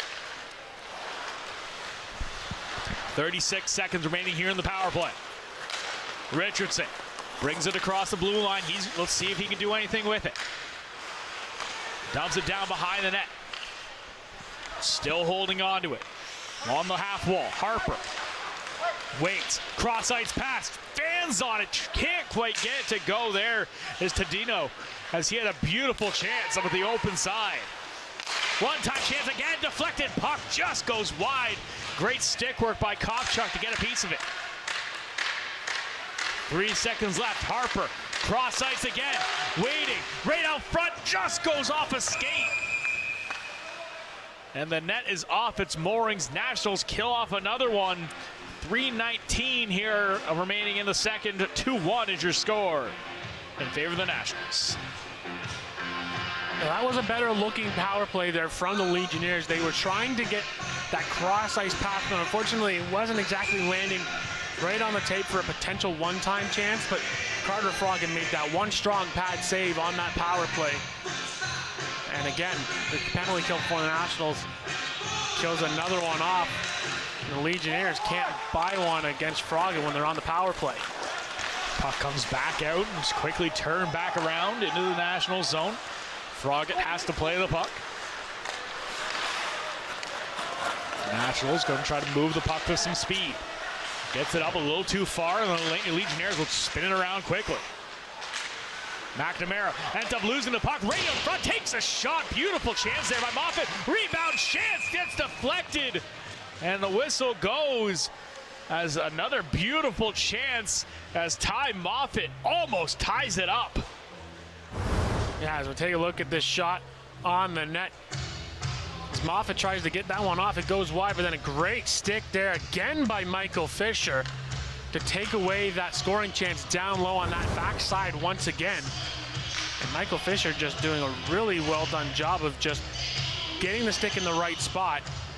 And now, of course, now we've had 2 successive chances where the nets come off on that one side. They're gonna just spray some water down just to try to secure that net a little more, as Froggatt has had 2 strong pushes, especially to that left side. Another play on that, another side thing on that last play as well. Moffat had that wide open chance.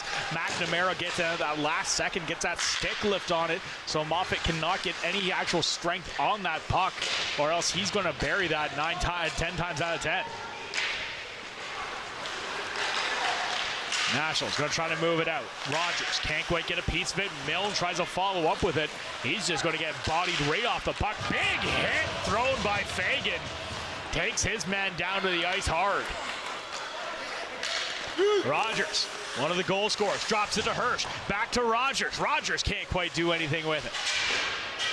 Milne going to try to stay with it. Bouncing puck thrown up the boards.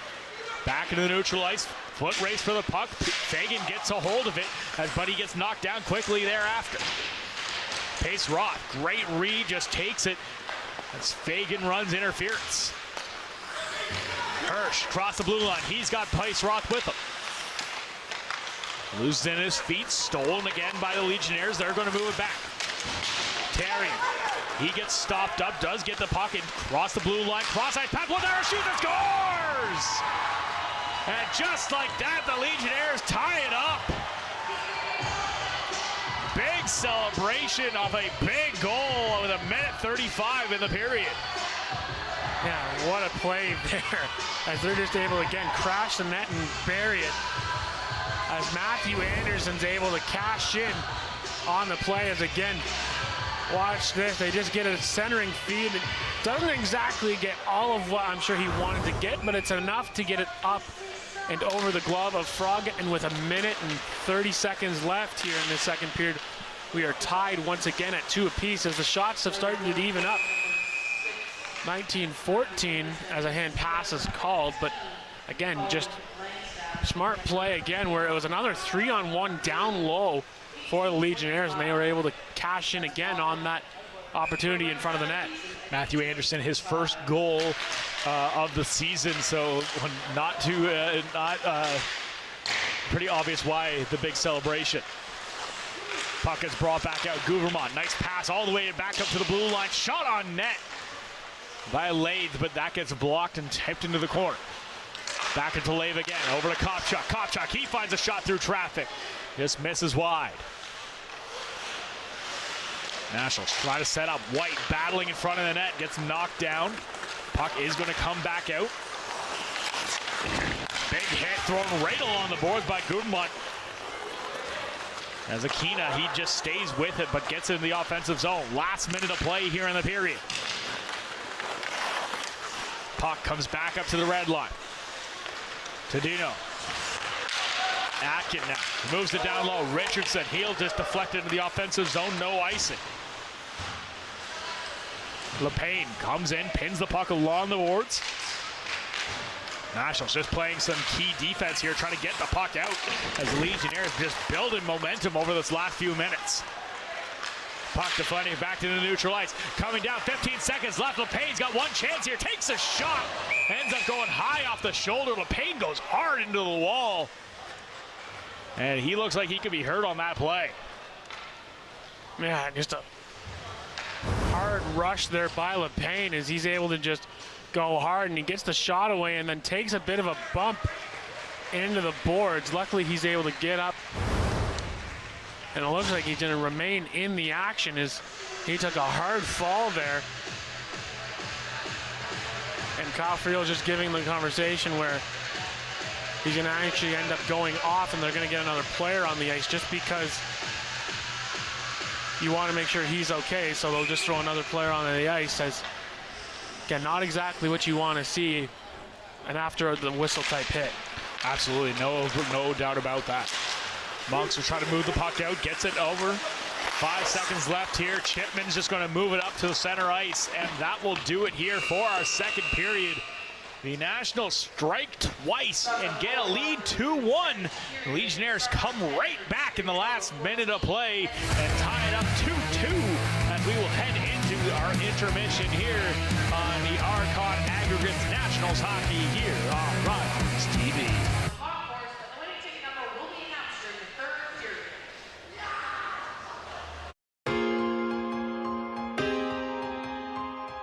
So I've been a volunteer with Rogers for roughly 5 years, going on 6 years now. As a volunteer, I've learned how to properly manage with certain situations, how to, even as simple as cable wrap, how to use higher end cameras, how to fix little problems that most people wouldn't know how to do. I've learned how to do audio for live events. My advice is just try it. If you like it, continue. If you don't, tell them and they'll work something out. But I've found I really enjoyed Rogers. It's everyone here is great. My producers are wonderful. They accommodate all my disabilities, so no matter what disability you have, you're accommodated quite well. Overall, it's just a really great place to be. I'm happy here.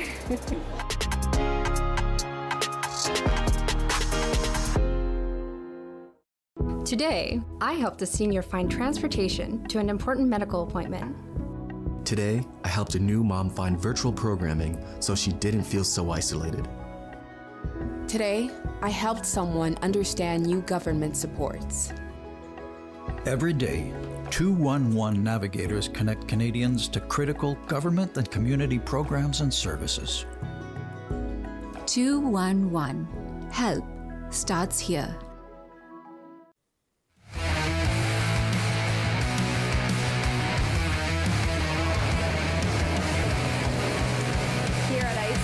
With London Nationals forward Talon Palmer, you lead the team in goals right now. What do you attribute that early success to? I don't think it's just myself. I think it's my teammates as well, my line mates. They're getting me the puck. I can go from there. I shoot it in the net. That's kind of all there is to it. You won 5-0 at the Kamoka game this past week. What was the takeaway from that game coming into tonight? Just build off it, success. We want to have a winning season. We want to win as much as we can. We played real good that game, and just building on to this game, we want to win. How do you plan to take the lead here in the final frame? I feel like we've been in their zone all period. We just need to bear down on our chances and get the puck in the back of the net. Awesome. Thank you so much for your time. Best of luck. You're watching Archon Aggregates London Nationals Hockey on Rogers TV. We have more right after this.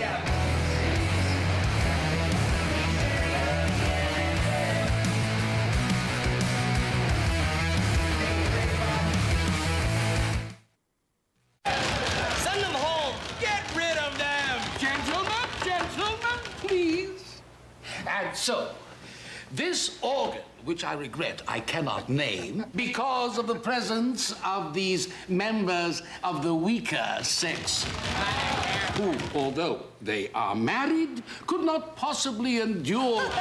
Get them out. Patience, Ginny. Patience. Get them out! Dr. McFarland! Mrs. Trout. There's no place for women in a medical school. Yeah. Get them out! If you do not bring this classroom under control, I am going to repeat every word of this disgusting lecture to your charming wife. My friend Jenny Trout was not the only woman to face this kind of thing in medical school.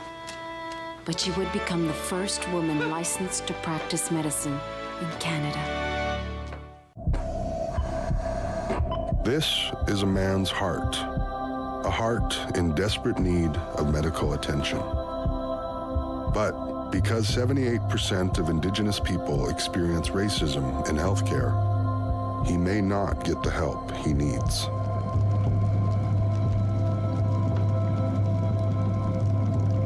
Become an ally. Rise above racism in healthcare.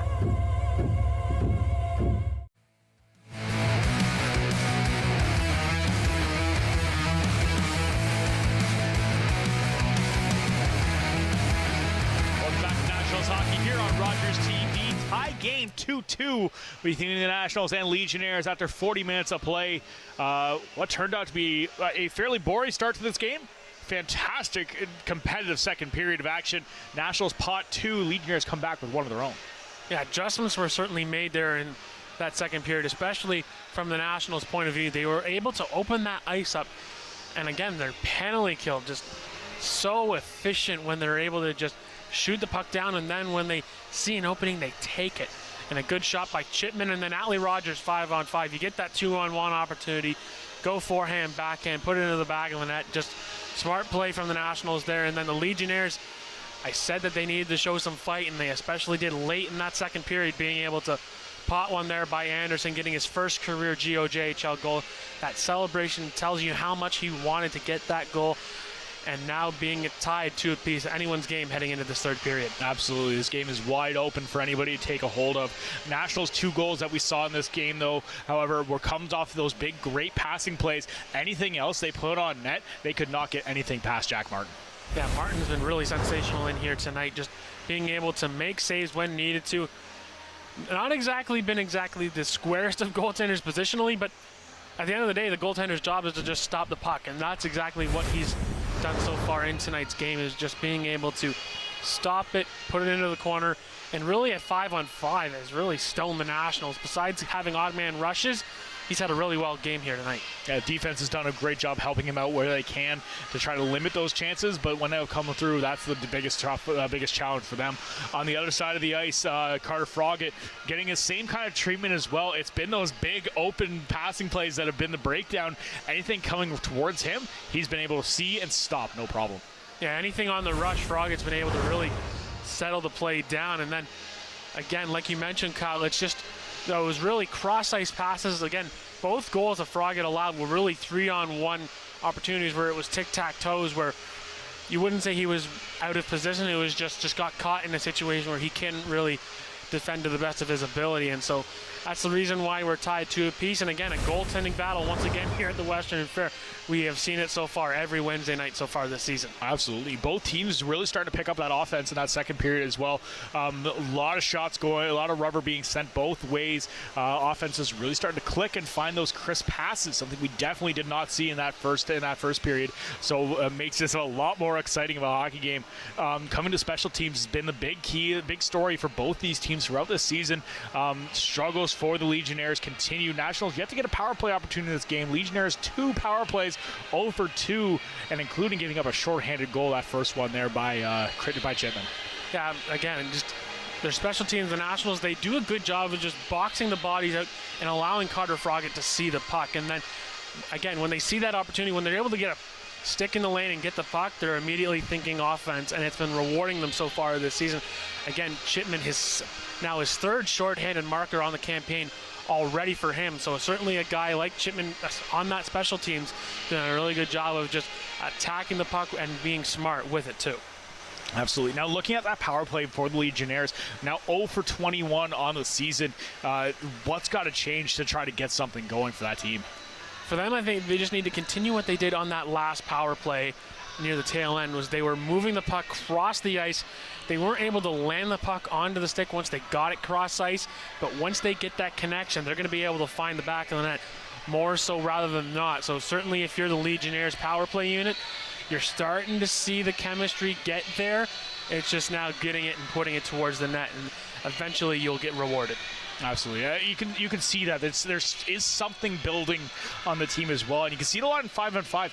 The one person who I was surprised we didn't see anything of in that first period was Ty Tyrion.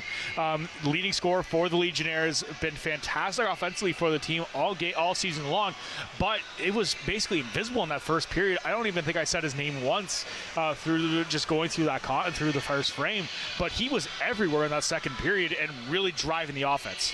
Yeah, and especially for a guy like Tyrion, when you're leading the team offensively, you need to be able to show up every night and take chances when you can. And in that first period, the Nationals did a good job of just shutting him down. And then when you have a player like that, you have to find ways to find that open space and just find unique ways to just create offense. And in that second period, he was able to find that open space, get physical on the puck, and be able to try to generate that offensive opportunity. And again, reason why we're tied 2-2, Sarnia being able to move the puck around. Yeah, the other thing I think that the Legionnaires are doing really well as well is moving that puck quickly out of their own zone when they get pinned down low. They've had a few chances where there's a bit of a tire fire going on in their own zone, but I think Brooks on the back end has been a key factor for moving that puck out. He's wearing the C for a reason. He's been a pretty solid poster in that back end.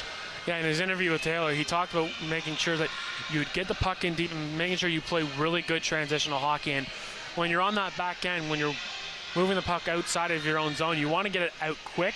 So that's having your forwards play a little bit higher above the circles, having your center come in just to make sure that you have the protection in place, and they do a really good job of just getting in and out of their own zone and turning into the offense quick. Yeah, it's going to be to see which team can come back here and come out with the victory in this contest. 40 minutes down, 20 to go here. We will see which team can reign supreme in the final 20 minutes of this contest here on Rogers TV.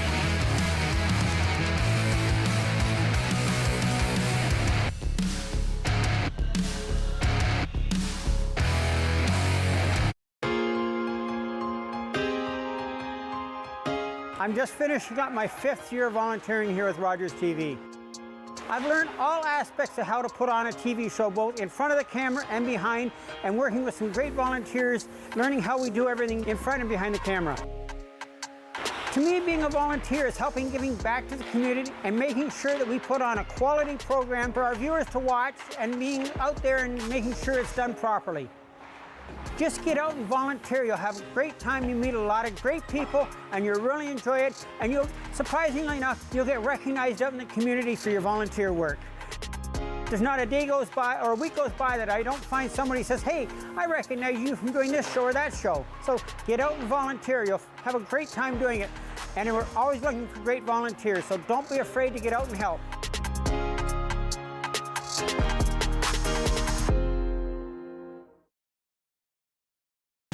The regulars, the guys who keep this place in business. Last week, they had something to celebrate. Jason had just finished university, so they toasted his profs, his TAs, his old roommates. Well, they toasted just about everyone. But I worry about and take care of my guys. So even when I know they're not driving, sometimes that means bringing them a little surprise. And then they had a drink to me. Brought to you by Smart Serve Ontario and Arrive Alive, Drive Sober.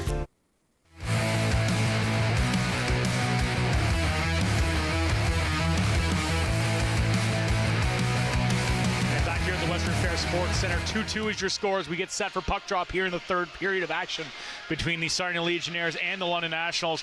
A very competitive game between these two teams. Lots of pucks getting thrown on net. But before we get to that, we're going to take a look at our next contest here at the Western Fair Sports Center. Same time, same place right here Wednesday night as the Kamoka Kings are in town to take on the Nationals. Last time those two teams met was this past Saturday. Nationals coming away with a 5-0 victory in that contest. We'll see if they can replicate it, or will the Kings come back for revenge?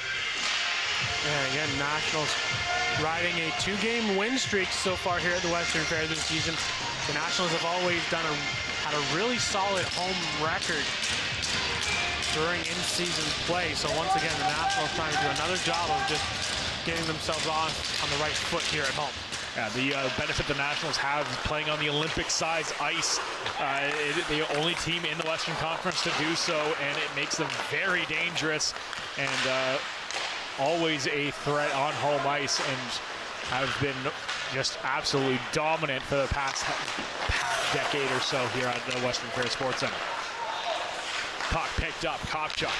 Move it up to Chipman. He'll deflect in the offensive zone. Chipman along the boards. Nice little back pass. Gets it down low to Palmer. Palmer gets it back out front. Gets deflected by Martin. Bouncing puck in right at the top of the circles. Will get sent out by Graham. Nice work and raid there by PJ Fagan. Be brought back out across the blue line by Chipman. Chipman waits, tries to get a cross-ice pass. Walking into a shot from distance, loose puck down low.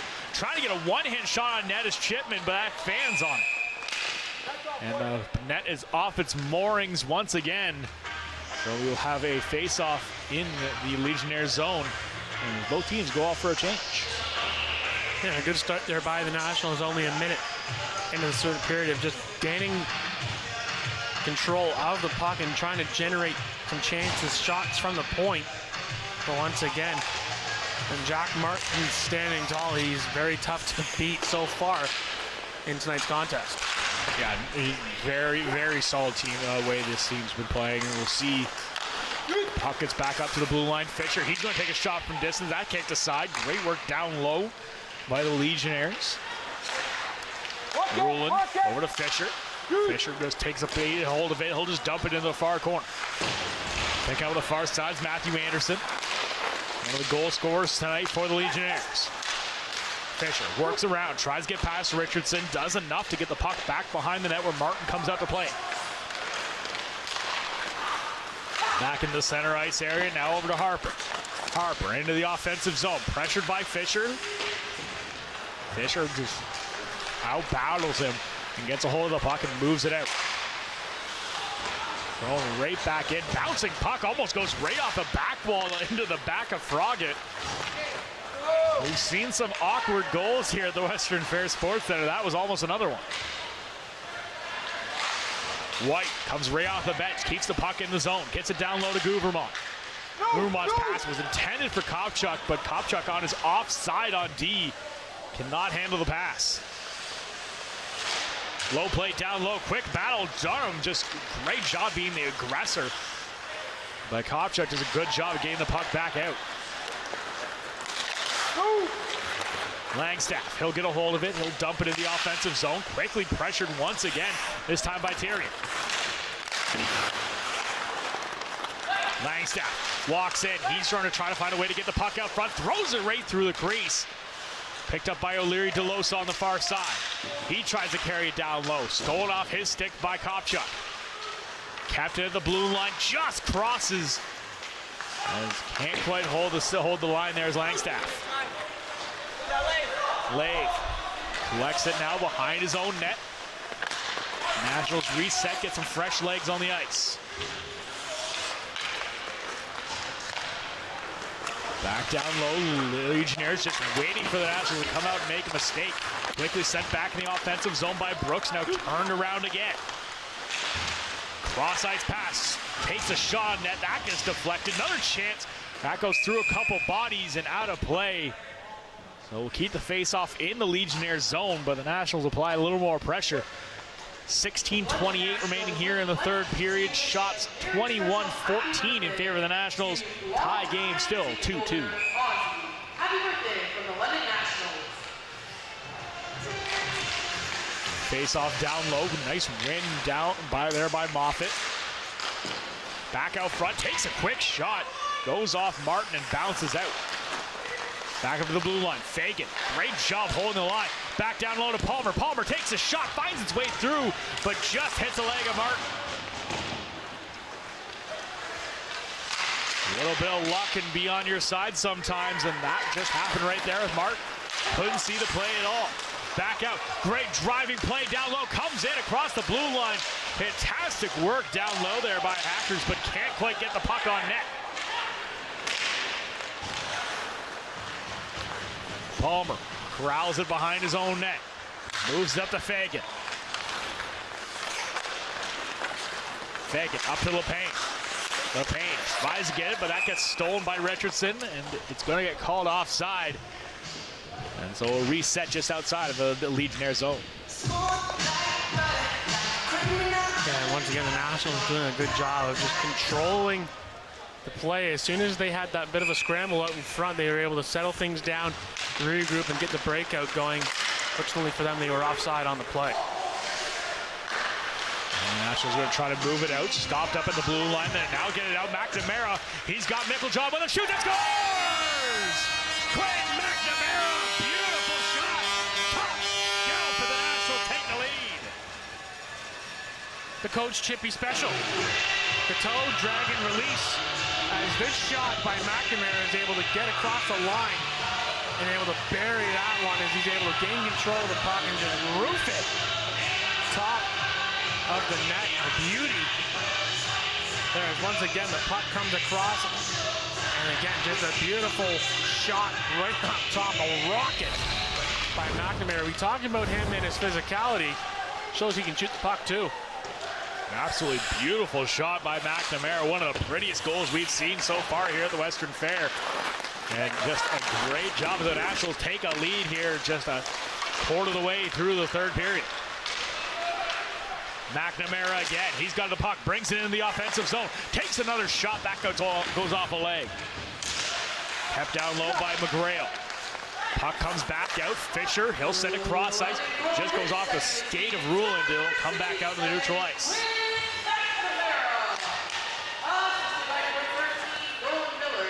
Back up, and over to Harper. Harper at the circle. Harper flips the puck into neutral ice. Fisher can't quite read it.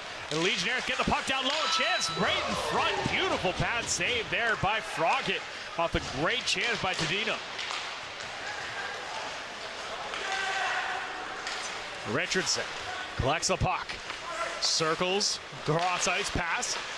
Dyke shot a sharp angle. That one just misses high. Legionnaires doing a great job at finding those cross-ice passes as they seem to always have that open man on the far side, but just have not been able to find the back of the net with them. Another chance at tight, goes right off the post. Beautiful shot by Ty Moffitt.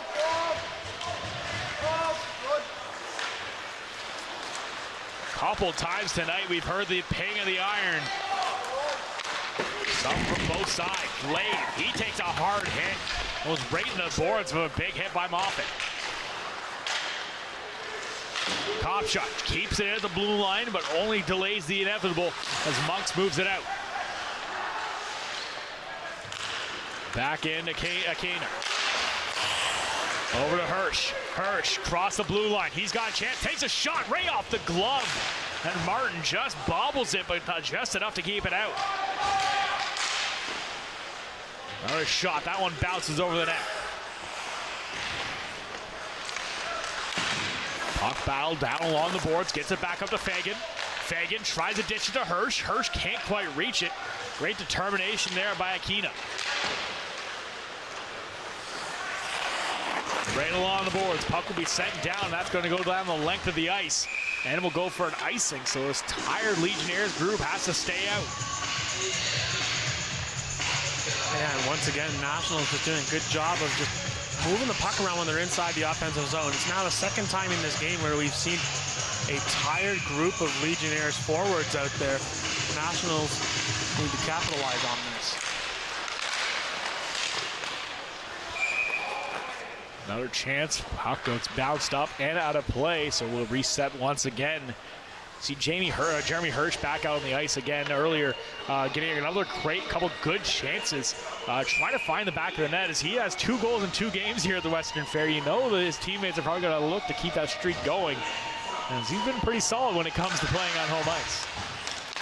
Guvermont gets and tries to get over to Fagan. He gets pushed off the puck, stays with it just enough to keep it in. Ends up getting his stick up into the chest of Langstaff. Picked up now by LeBlanc. We are going to see a penalty coming. It is going to be high sticking. So Fagan is going to get the call. And this high stick is on that play you mentioned where Langstaff took that stick to the throat area. It's just an errant stick from Fagan as he was just trying to keep Langstaff from moving outside the zone. And so another power play here for the Legionnaires. 0 for 21, trying to go 1 for 22. Face off to the left-hand side of Carter Froggett. Face off quickly won by the Legionnaires. Quick shot on net. Froggett has to be sharp. Just shaking his head off that quick shot. And it goes all the way down, so the Nationals going to kill off some clock. 12 minutes remaining here in the third period. Score 3-2 in favor of the Nationals. Back into the blue line. Harper sends over to McGrail. Back to Harper again. He waits. Tries to find an opening. Gets it right past Palmer. One-time chance. That one just goes wide. Tadino. Law on the boards. Battling with Palmer. Gets it down to Richardson. Back to Tadino. Cross ice, walking in, takes a shot. This one from distance. That one just goes wide again. And all the way down comes Harper as the Nationals quickly getting off their penalty killers. Minute left in the power play. Pressured down this time by the Nationals. Harper brings it across the blue line. McNamara trailing. Puck gets stopped up. Lave moves it along the boards, kept in by Tadino. Cross ice pass, that goes off a foot. McNamara backhands in, that's going to clear the length of the ice. And it'll be brought down. Nolan Miller going to be the lone attacker for the Nationals. Puck comes up, Tadino. Along the boards, McNamara pressures him, gets the puck over. Waddick will bring it in the offensive zone. Waddick, cross ice, that gets stopped, turned around, back at the neutral ice. Langstaff, he's going to get stripped of the puck, almost there. Back over to Waddick. Brought in, here comes Tyrion. Tyrion walks in, tries to go right through the middle, gets stopped up by Kopchuk. Coming back the other way, Milne. Milne cuts in the middle, shoots, scores! Nolan Milne! And the penalty kill strikes again!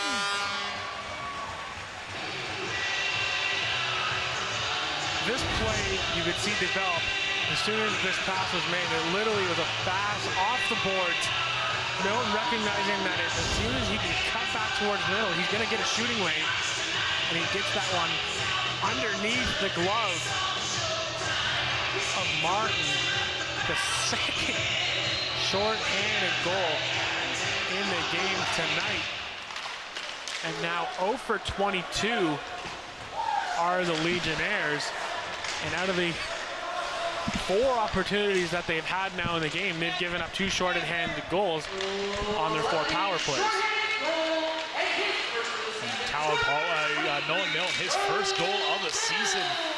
And just a great little insurance marker there for the team as they take a 2-goal lead here just halfway through the period. Shots now 27-16 in favor of the Nationals. So as even when they're down a man, they still just continue to drive the play and just dictate what's going on here for the Legionnaires, as something's got to change for the Legionnaires power play as the Nationals penalty killer just absolutely smothering them every chance they get.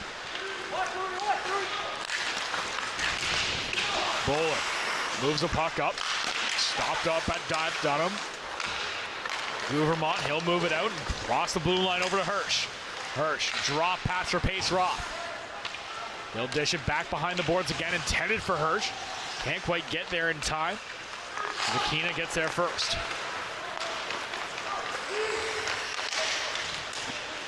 Back out, brought out across the blue line now.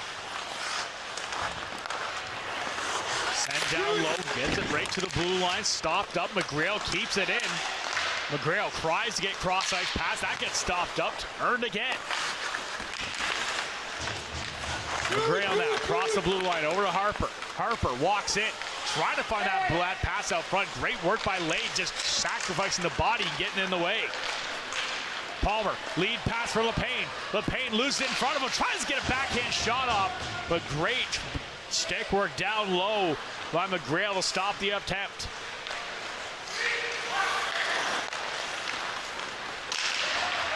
Harper gets it right back, brings it across the blue. Nice little move, gets inside, takes a shot, that goes off a leg, loose puck down low, frog it down, but still can't get past him.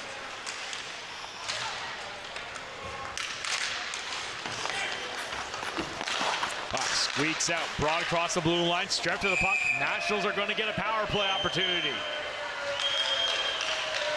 You can hear the appreciation by the Western Fair faithful as a slashing call is made as the Nationals get a chance here to extend the lead to 3. $50 ticket number for $330 is 972. Yeah, and there's the slash there as the stick comes out. And something that we normally, quite strange here at the Western Fair, the jeers come out as finally the Nationals come to the power play. We'll see if they can get a goal. Walk down, nice shot from the point. Low rebound chance. McNamara tries to get a piece of it, but can't. LeBlanc gets it right back. Fagan from the blue line finds its way through traffic right into the chest of Martin, and he'll hang on.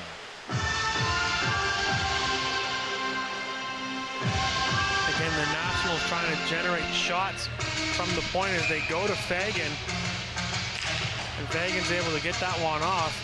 Well, fortunately for him, there was no real traffic out in front.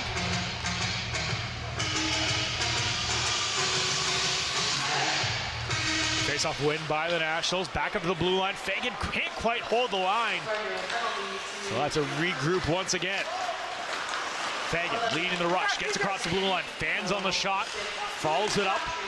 Gets it right back to the blue line for Pace Roth. Back over to Fagan. Fagan. Back to Pace Roth again. He walks in. Takes a shot. That gets tipped off the stick of Moffat. Well out of play. We'll get it out of face-off, and it's going to come out of the zone, actually. A smart play there by Fagan at the blue line, able to spin off the defender and creating space for Logan Paceroff to get the shot away. It wasn't exactly his best shot, as again, Sarnia did a good job of just putting a body right in the shooting lane. So Paceroff had to put that shot a little higher than he wanted. And Paceroff comes outside. Yeah, absolutely, just gets well underneath it. Not what we were used to seeing there from Paceroff. As Fisher will collect the puck behind the net. Minute remaining here on the power play. Puck gets brought up, tipped by Chipman over the blue line. Quickly spotted, thrown back right down the length of the ice by Wesley Brooks. Froggatt comes out to play it. Fisher will reset. Hirsch, the high man on the play. Coming in, Chipman tries to get across ice. That gets deflected. Chipman back out front, now replaced by Hirsch in that bumper position. Back up to the blue line. Fisher over to Milne. Milne, one of the goal scorers tonight. Fisher's pass, that gets tipped over to Palmer. Back to Fisher, back to Palmer again. Palmer walks in. One-time attempt goes right off the pad of Martin. Nationals get a chance, loose puck down low, battle for it. And some pushing and shoving ensues after the whistle goes. And the Nationals get it over to Milne for the one-time option. Milne gets pretty good carbon on it, but again, a good save made by the Sarnia netminder there. As again, now the shots read 31-17. in favor of the Nationals with 6:24 to go here as they lead at 4-2. Another face-off win by the Nationals. Quick one-timer attempt there by McNamara off the face-off win. Lave tries to hold the line but can't. Ty Moffat does a great job staying with the play. Penalty ends as Tadino back on the ice. 6 minutes remaining here in the period in the game. Meiklejohn collects it behind the net for the Nationals. He puts it right out front, right onto the stick of LePayne, but he wasn't quite expecting it as that found its way through 3 sets of legs. Puck comes back down behind the net. Back up to McNamara. No carrying it down across the blue line. He gets knocked down. McNamara does stay with it, however. Throws a hit on the play. Nationals still keep a hold of the puck. Miller, beautiful shot.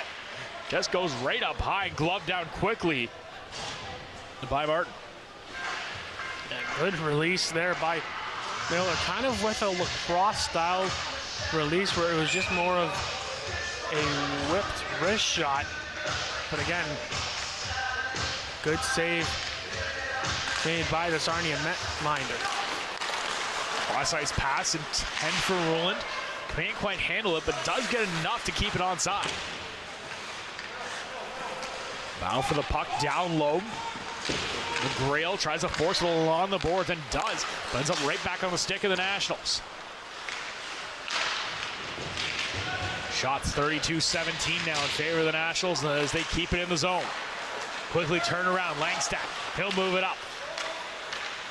Brought back in across the blue line, down in the corner. Lucas Durham gets a hold of it.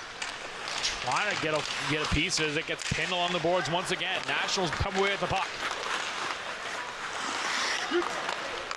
Up to Milne. Pass intended for Hirsch. Gets deflected. Turned back the other way.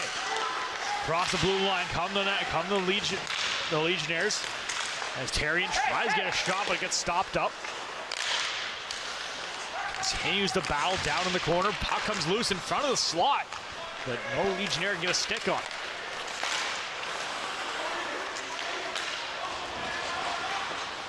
Legionnaires back on the attack. Puck thrown in front, gets deflected. Nationals on the counterattack now. Across the blue line, LeBlanc tries to move it down low, gets a stick lift at the last second, as he could have had a nice little opportunity if he can get his blade back on the ice. Yeah, good little inside-out move.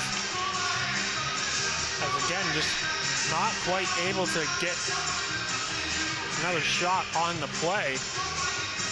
And with 4 minutes to go, the Nationals want to continue to maintain the offensive presence inside Sarnia's zone. Puck gets moved up over to Graham. Graham cross-ice pass, beautiful tape-to-tape pass. Cross-ice, Moffat takes a shot. Beautiful save by Froggatt as he has to go pillar to post to get a piece of it. And Gurman just throwing his body left and right. Few big hits. He stays on his feet.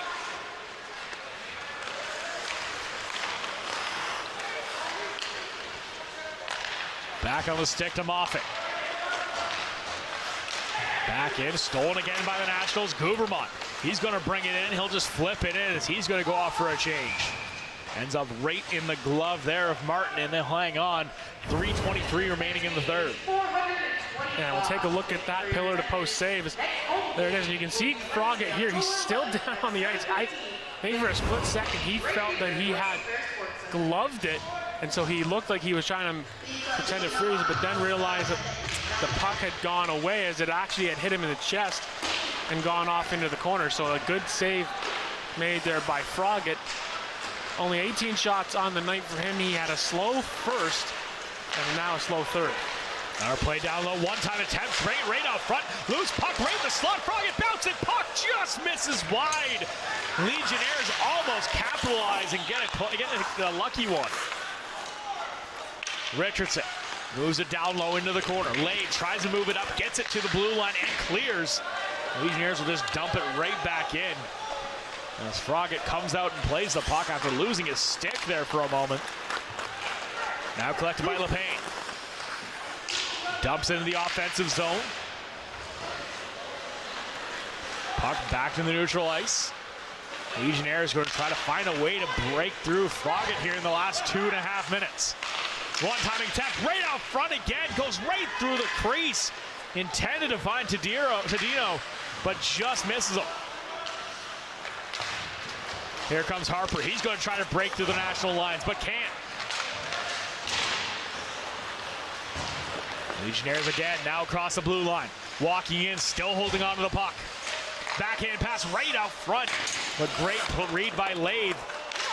As Kopchuk trying to kind of get a ref's attention as McGrail just holding on to his stick, finally gets the good, will get the whistle. As Kopchuk was at his stick being held there for a good 10 seconds or so. So the Nationals are going to end this game on the power play. 2 minutes hell holding going to McGrail. Yeah, this happened right out in front. As there's Kopchuk, he's got his hand openly trying to signal to the referee like, hey man, I've only got one arm open, the other arm I can't really move because the other guy is holding my stick. So referee waited until the end as he was trying to tell the player to let it go, but didn't let it go and goes into the box. And how fitting to end the game. The Nationals have a chance to score a power play goal. We'll see if they do it. Fisher at the blue line. Throws across ice. Nationals bring it right down low. Chipman over to Palmer. Nobody in front of the net. Chipman now gets into that front of the net spot. Back over to Fisher. Finds his way through and scores! Power play goal! And Fisher finds a way to get the puck through traffic. Well, Chipman leads the train here, so we'll see. This might have gotten deflected as Fisher just throws this on, and the Seas have now opened. The Nationals now have a power play goal. Their first of the season. They had 7 opportunities on Saturday in Kamoka to get one, couldn't get it done there. And on their second power play of the game tonight, they cash it in, now 5-2 Nationals. That should pretty much do it here. A minute 20 remaining here in the game. Legionnaires can still try to get something going. As a little more chippiness starting up here after a late hit from behind is going to cause a collection of players down in the corner.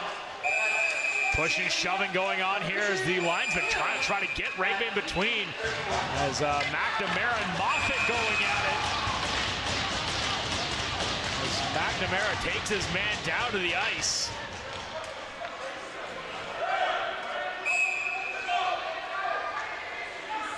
Well, you could tell that there was going to be some sparks flying at the end of this game as Sarnia looked frustrated evening. As Moffat's night will be done, same as McNamara. And there's still some talking going on the ice here between Fagan, as well as they're going to put them in the box too. Fagan and Tyrion both in the box now, as well as Pace Roth joining Fagan. And another Legionnaires player. So 3 players aside getting the gate. So as Shipman and Brooks will find out what the damage is to both teams.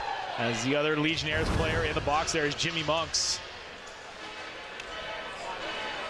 Yeah, and this will just be sorted out, I would say, in rather quick fashion, as you'll likely see 10-minute misconducts issued to McNamara and the other Sarnia player who left, and the explanation has been given to both Chipman and Brooks. I would likely imagine that we will probably either go 4-on-4 or remain 5-on-5. It's just going around. Looks like the ref Whaley just put up his hands. Looked like it was both 5s. So it looks like we should stay at 5-on-5 here. And it's just 3 offsettings. Yeah, so likely the players in the box all likely get 2 for roughing, and then the other guys that have left the game likely got 10-minute misconduct, so that's why their night's done. Yep. And so with just a minute 16, I think everybody left on the bench and on the ice is just knowing to just keep it smart here and not do anything more to create any more chaos. Absolutely. Nice play down low. O'Leary DeLosa will pin the puck along the boards as just a combination of players. Gathers once again. Big hit thrown there right at the last second by Langstaff. As the linesman just going to try to keep this game under control so it doesn't get too far out of hand here in the last minute. Puck down low, stolen back by the Nationals. Gouvernement throws a hit on Bowler. Puck played by Froggett, bounces right off the boards. O'Leary DeLosa holds the line. Another hit down low. LeBlanc gets a little bit of a receipt there. And the puck gets sent all the way back down, so we're going to see an icing. And so the puck will stay in the National zone. Yeah, 32 seconds to go. Again, I'm sure the Nationals again going to want to keep things clean here. Not allow Sarnia to get into their heads on the physical side and just close this game out and put themselves back into a tie for first place with the LaSalle Vipers at the moment. LaSalle obviously playing tonight against St. Thomas. Langstaff, he tries to move it out front. That gets stopped up. Cross ice to O'Leary DeLosa. He'll walk in. His shot gets blocked. Another chance up the blue line. Shot again from distance. Finds his way through. Loose puck in. Scores! Froggett throws his hands in the air. Can't believe it finds its way through. And 5.7 seconds remain. The Legionnaires are going to add a third. Yes, this one just trickles through. It's down low and it just gets through. You can just see the frustration from Froggett as he's just throwing the stick in there like, oh man, like that one slips through and they just drop the puck and gonna basically end the night. And the linesman quickly gonna try to break up anything going on as a couple extra shots happen right at the end of the game. As both teams having some words for each other. As this game started getting out of hand here in the last few minutes, but the Nationals come away with a strong third period and are going to win this game by a score of 5-3. We will be right back with our 3 stars and final thoughts after this here on Archon Anchor Nationals Hockey on Rogers TV.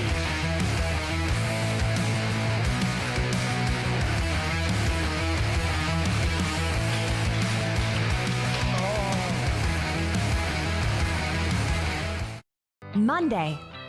My name is Philson Farah with Pillar Nonprofit as Program Leader of Verge Capital, and I am this week's guest of Pollinating Purpose.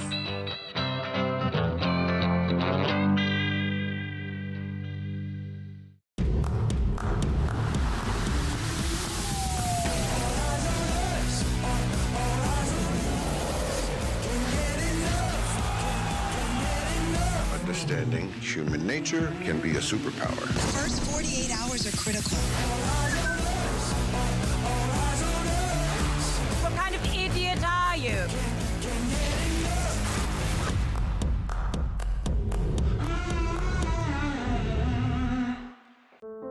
Are you low on food? Struggling to pay the bills? Overwhelmed by life's challenges? When you need support but don't know where to turn, just dial 211. 211 connects you to the programs or services near you. 211, how can I help you? 211. Help starts here.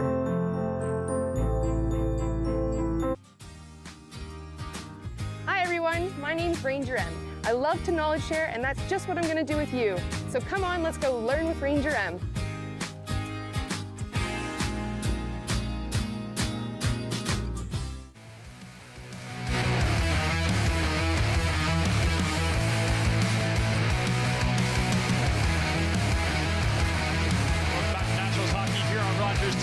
Nationals come away with a big 5-3 victory off a solid third period of action where the Nationals managed to find a will and found a way to get a couple more goals in the net.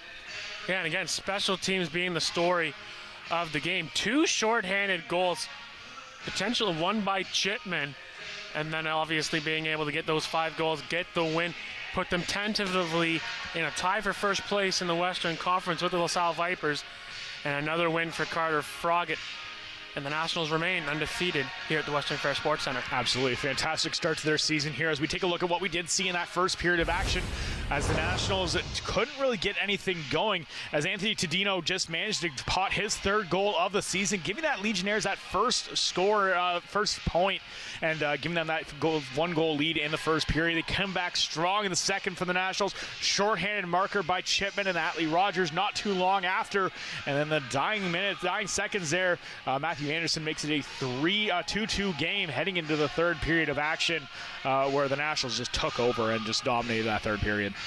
Yeah, and then the third period, you can just see the list. Chipman gets his 2nd of the night, Milne, and then McNamara with that beauty shot, high-rise shot, and then Sarnia gets one late with 5 seconds to go to make it 5-3. 33-21 the shots on goal in favor of the Nationals, and again, a big win again on home ice. And for Sarnia, again, back to the drawing board. Another tough loss for them here again. Lost in overtime in their last matchup against Chatham, come into London and lose another tight game. And thank you to LA82 and Construction for our scoring summary throughout this game. And now, before we send it down to Taylor, just want to say congratulations to Scott and Nicole Navarro on their birth of their beautiful baby daughter. We are so happy for them. Been a fantastic producer for us here at Rogers TV. Just so happy for them. And now we'll send it down to Taylor for our 3 stars. Our 3 stars is presented by Paul Duarte and Associates. At our 3rd star, we have Quinn McNamara scoring his 1st goal of the season. Our 2nd star is Carter Froggatt, who made 18 saves tonight. And at our 1st star is Sarnia Legionnaires goalie Jack Wright, who stopped 28 shots tonight. We will be back next week, October 11th, as the London Nationals take on the Camoka Kings at the Western Arena, Our coverage for the game will start at 7 p.m. and puck drop is set for 7:15. Thank you so much for watching. On behalf of Kyle, Jeremy, and I, we will see you next week.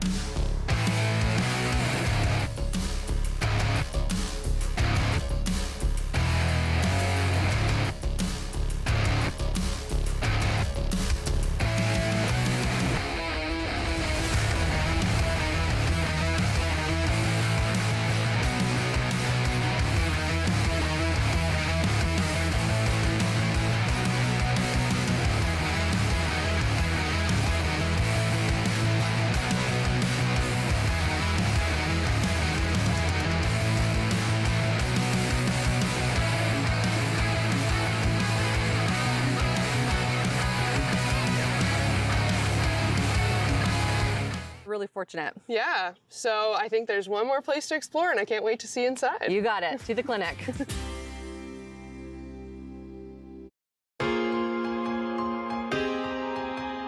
I just wanted to take a few minutes to thank all the dedicated volunteers throughout the summer and the winter months and through the years for all your hard work and your dedication to giving up your weekends to come out and be part of the volunteer program here at Rogers. So I just, again, just want to say thank you very, very, very much.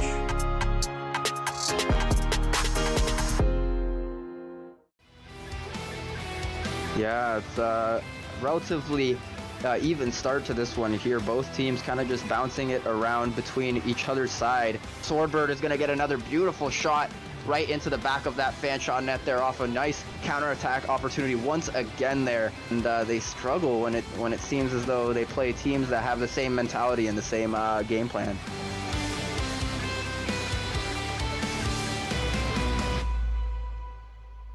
After a night out with your friends, not having a plan for a safe ride home can leave you in a bad spot. You could end up riding in a police car, an ambulance, or a hearse. These unplanned modes of transportation can be a costly choice and do not take you home. Your plan could include a designated driver, a taxi, or public transit. Drink responsibly, choose your ride, and have a plan for a safe ride home. Visit arrivealive.org to find out more. Obviously, we're inside your clinic, We are. and I would just love to see a little bit more of it. For sure. So we have upgraded. We used to be in a 1-room facility. We're now in an 8-room facility. So we're spoiled. It's really nice. What we have here behind me is called our triage room. So this is where all patients come in to start. So everything comes in as an admission. So we admit the patient. They come in here and they're assessed by our trainers. And that's when we come up with a treatment plan and a protocol for each animal. Behind you on this door, we have what's called the mammal room. The mammal room is, you can probably guess where all the mammals go. Right. So right now it is full of squirrels and bunnies, and eventually we'll get opossums in there as well. And we are constantly feeding them throughout the day and cleaning when they're really small. So right now, being spring, we get a lot of babies. So they feed a special formula for them. And then behind you on the other side is what's called the lab room. So we have our microscopes, and it's kind of a lab room / an intensive care unit. So we have our microscopes and we have our incubators and anything that needs a little bit of extra care that might be meant just for the trainers to take care of. So that would be in this room. Over here in front of us, we have the avian room, and you can hear the birds are singing in there right now. We have a couple clutches of babies right now, which we call either hatchlings or nestlings, and then fledglings, depending on what stage they're in. Some of them are in incubators, others are in little nests, and they get fed up to every 15 minutes, depending on the age. So they keep us busy. So what we're coming up to here on your left is what's called the bat room. This room is where we house and overwinter all of our bat patients that come in. And this room's unique because it has its own ventilation system. So when the bats come in the winter, we have to keep it really warm and really humid. So we keep it at about 60% humidity and probably like 26 to 28 degrees Celsius. So nice to work in there. It's toasty. Yeah. The room behind you here is called our tub room. So it's kind of where we keep our more unique patients. Right now we have some reptiles and amphibians in there. We have a painted turtle, we have a snapping turtle, and we have one of our ambassadors, Gaselda, who is a black rat snake, and we have a garter snake who just had surgery. So yeah, pretty cool. And it's where we can house any waterfowl that come in as well, because the tub is ready for them. Yeah. I want to thank you again for showing us the clinic and your outdoor facilities as well, and telling us all of your fun facts about all of the amazing animals that you get here. And again, thank you for all that you do for wildlife and nature. Thank you. Thanks for having us. It was great. Was that 4 or 5? He's lost count and still thinks he can drive. Do you think he knows that when he is caught and charged with impaired driving, he'll lose his license and a lot more?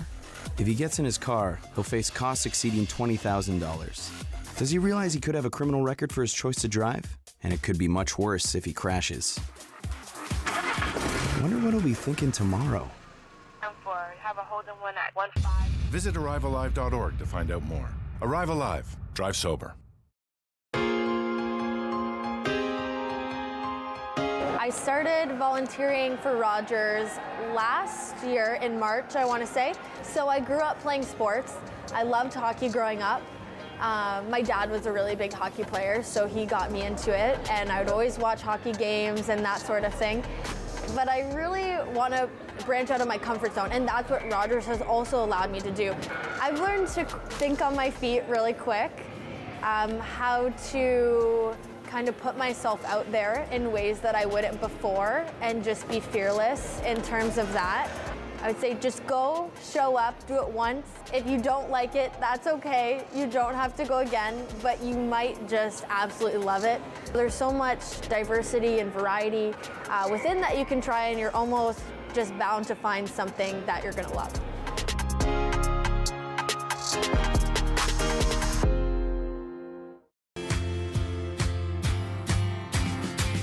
Well, just to wrap up, Brian, thank you so much for joining me. I was just wondering if you could share, I believe you have social media, a website, and obviously people can watch your show on YouTube. They can. But it's just, would they find you just at Salthaven? Yeah, salthaven.org. That's our website. And yeah, if you have an animal that you're not sure, you can go right to our website. I found an animal, and it'll tell you what to do to be safe with it.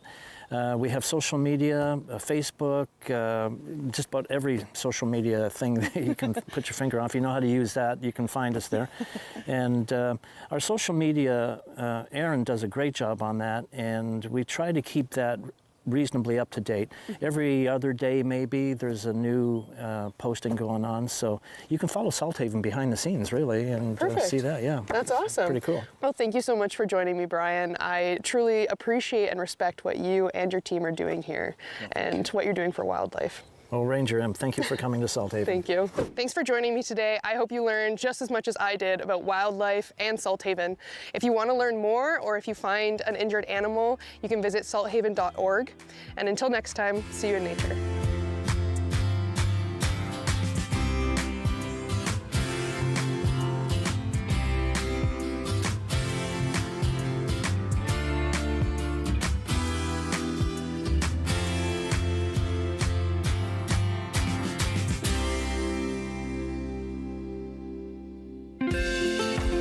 Call the Rogers TV viewer response line, email us, or connect with us on social media.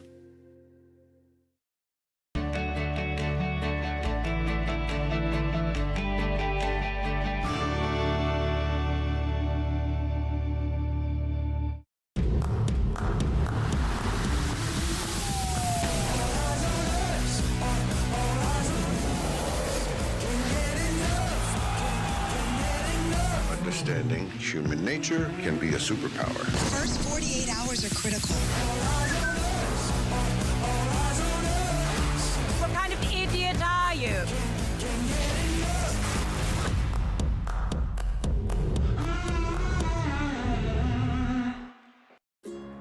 It's closing time, and you stayed out longer than you planned.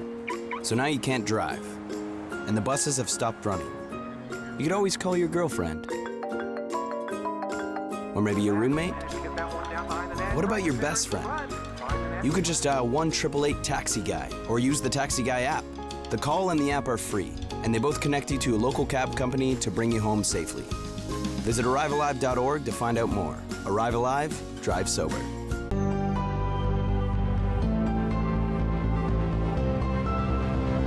This is Rogers TV. This is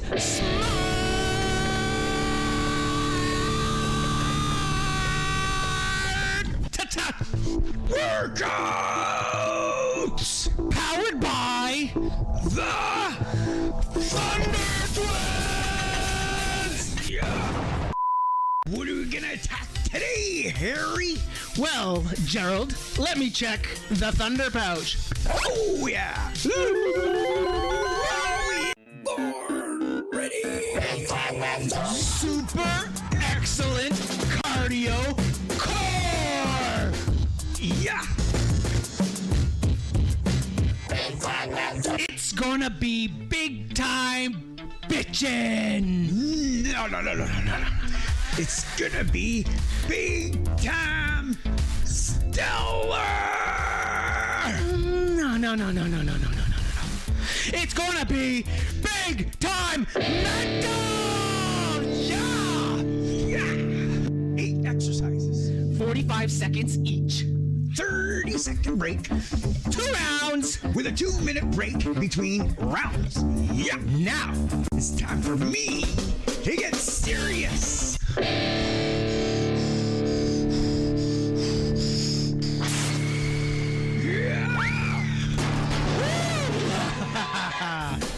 Firstly, gladiators. So Gerald's gonna pull his knees opposite side and back down. Yeah. Show them a modifier, Gerald. Down. Yeah. Just gotta put the knees down. Boom, boom. Secondly, the big time thunder smash. Look at Harold. He's stacking the joints. Don't forget to stack the joints. What could be a modifier for this, Harry? You would just do it slower and step into it, Gerald.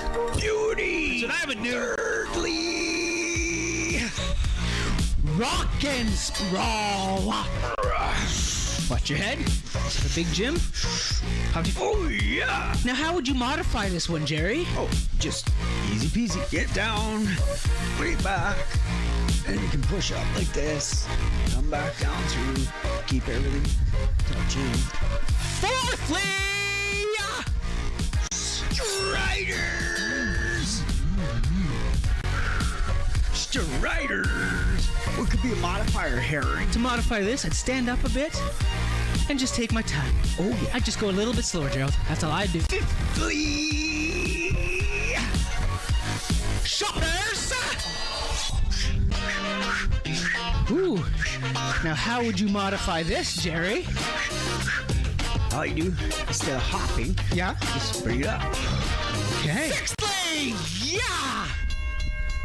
locomotive. The locomotive. Here we go, locomotive. Oh yeah, bring the knees all the way up. Modify. I'm just going to slow it down. Seventhly, the thunder march. So a proper thunder march when you're going full blast. It's kind of a jogging motion. Slow it down for a modifier, Gerald. Lift your knees as high as you can, whatever's comfortable for you. Eighthly, claps. Nice form. Nice. Yeah. Now to modify, you can either step, just slow down. Perfect. Get as big a range of motion as you can. We gotta do.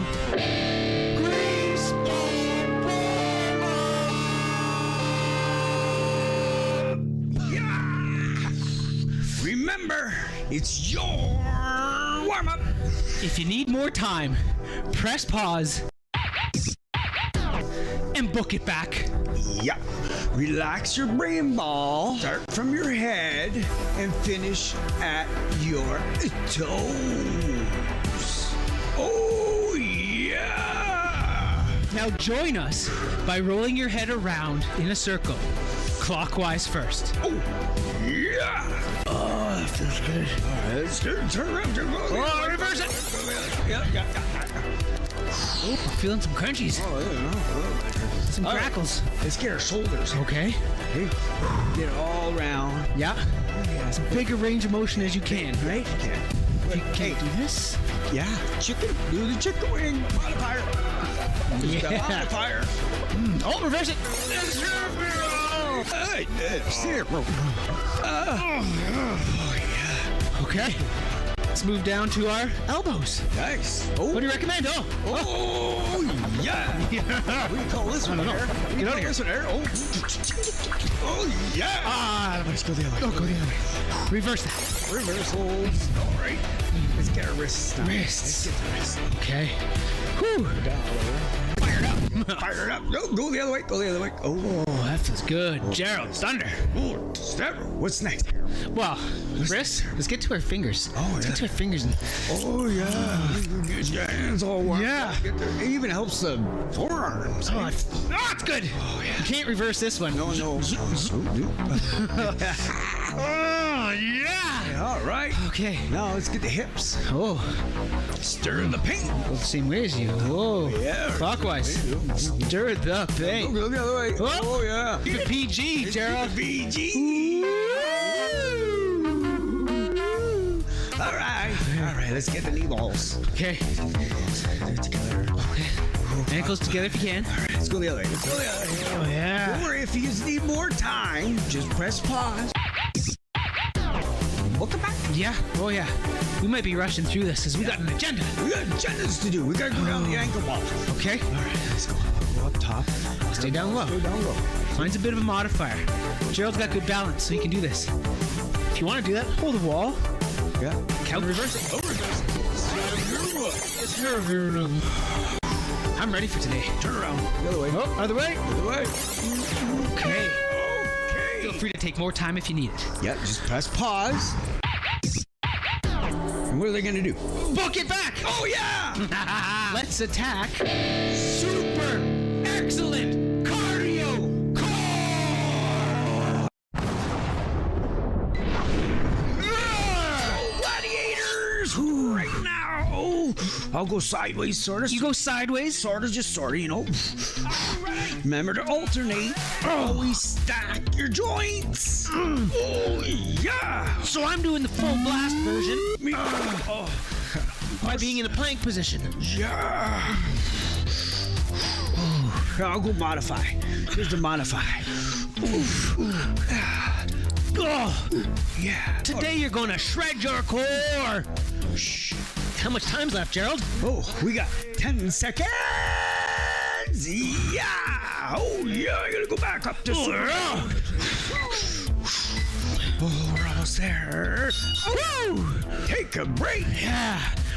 Remember, throughout all our exercises, you don't have to keep up with our pace. No. Keep in mind, we are super, mega, professional workout artists. Yeah. Whew. Stay hydrated. Yeah, get your thunder juice. Okay. Coming up. Thunder. Stop. Thunder smash, if you can. Jump high. Alternate your fists to the ground. If you need to modify, you just step into it. Oh, yeah. But again, we want you to do this for 45 seconds. That's right. Don't cheat your body. But if you need to modify, no shit. Modification. Nope. Get your quads fired up by jumping as high as you can. Explode into this move. Modify. How much time, Gerald? Oh, we got 10 seconds.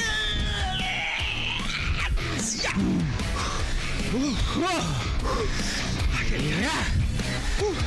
This is a major cardio workout here. Oh. Well done, Gerald. 2 down. 2 down of 8. Oh, that gets a core in there. Yes, sir. That's a doozer. It's a big fat doozer. Yeah. Okay, we're going to move on to the third exercise. Don't forget, deep breath. Do you want to do rock and sprawl alternate angles? Sure. Because front to back, I don't know if people catch all at home. Oh, yeah. Get down. Get dirty. Down. Get dirty. Here we go. On a roll. Push. Here, I'll do the moddy. Okay. Just for you out there. Because I know you need to see it. Here's Gerald doing the modification. Roll slow. Push back. Get up. Step through. If you need even more, down to your knee. Down to your knee. Oh. Come back. Come back. Oh. Yeah. Yeah. Oh. That's a lottie. I'm just showing them. 10 seconds!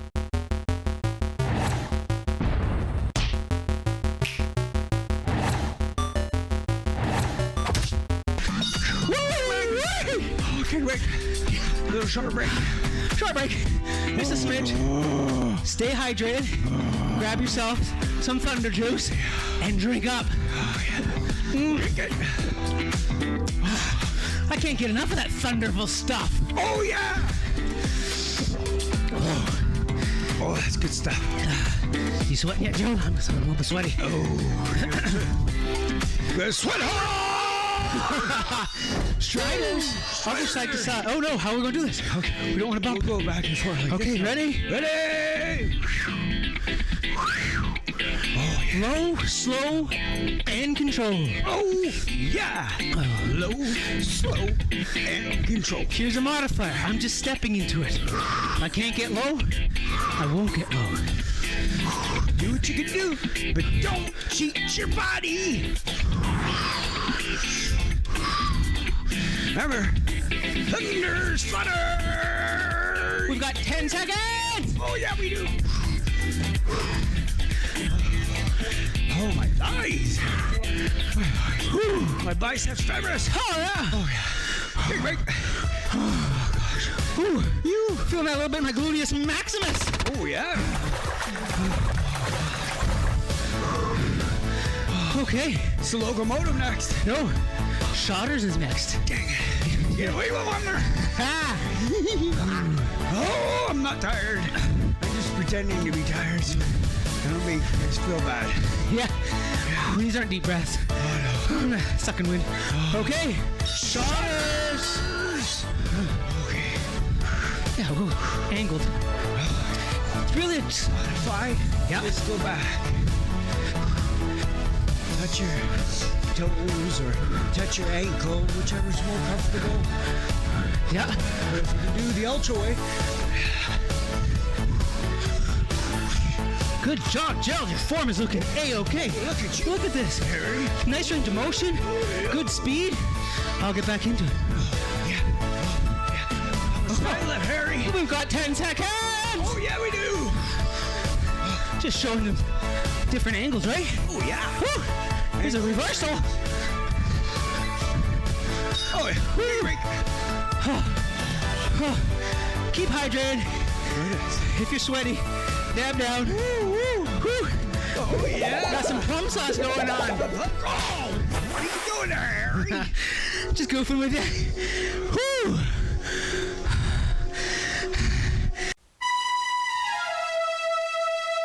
Give me that. Okay. What's next? The locomotive. Oh, exercise number 6. Woo. It's sorry. Okay. Angle. Over here. Go. Remember, your pace. We are very fast because we're professionals. We are super Mega professional workout artists. Yeah. Okay, I'll show you the body. Okay. Just go to your knees. Yeah. Bring it up. Okay. Back. Bring it up. Yeah. You slow the pace. Step it up. Yeah. Every day. No shame. You go faster. It's all good. Don't worry about it. 10 seconds. Yeah, we do. That's looking good. You're straighter than a straight line. Yeah. From head to toe. Oh, yeah. Here we go.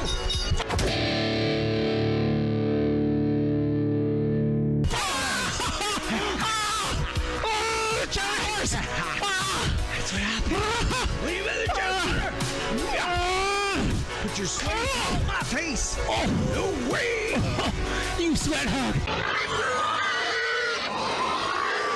You sweat hog.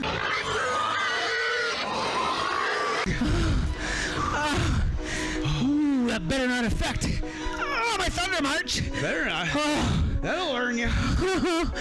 Oh, thunder march. Thunder march. All right. Okay. I'll show you the mod. Just kidding.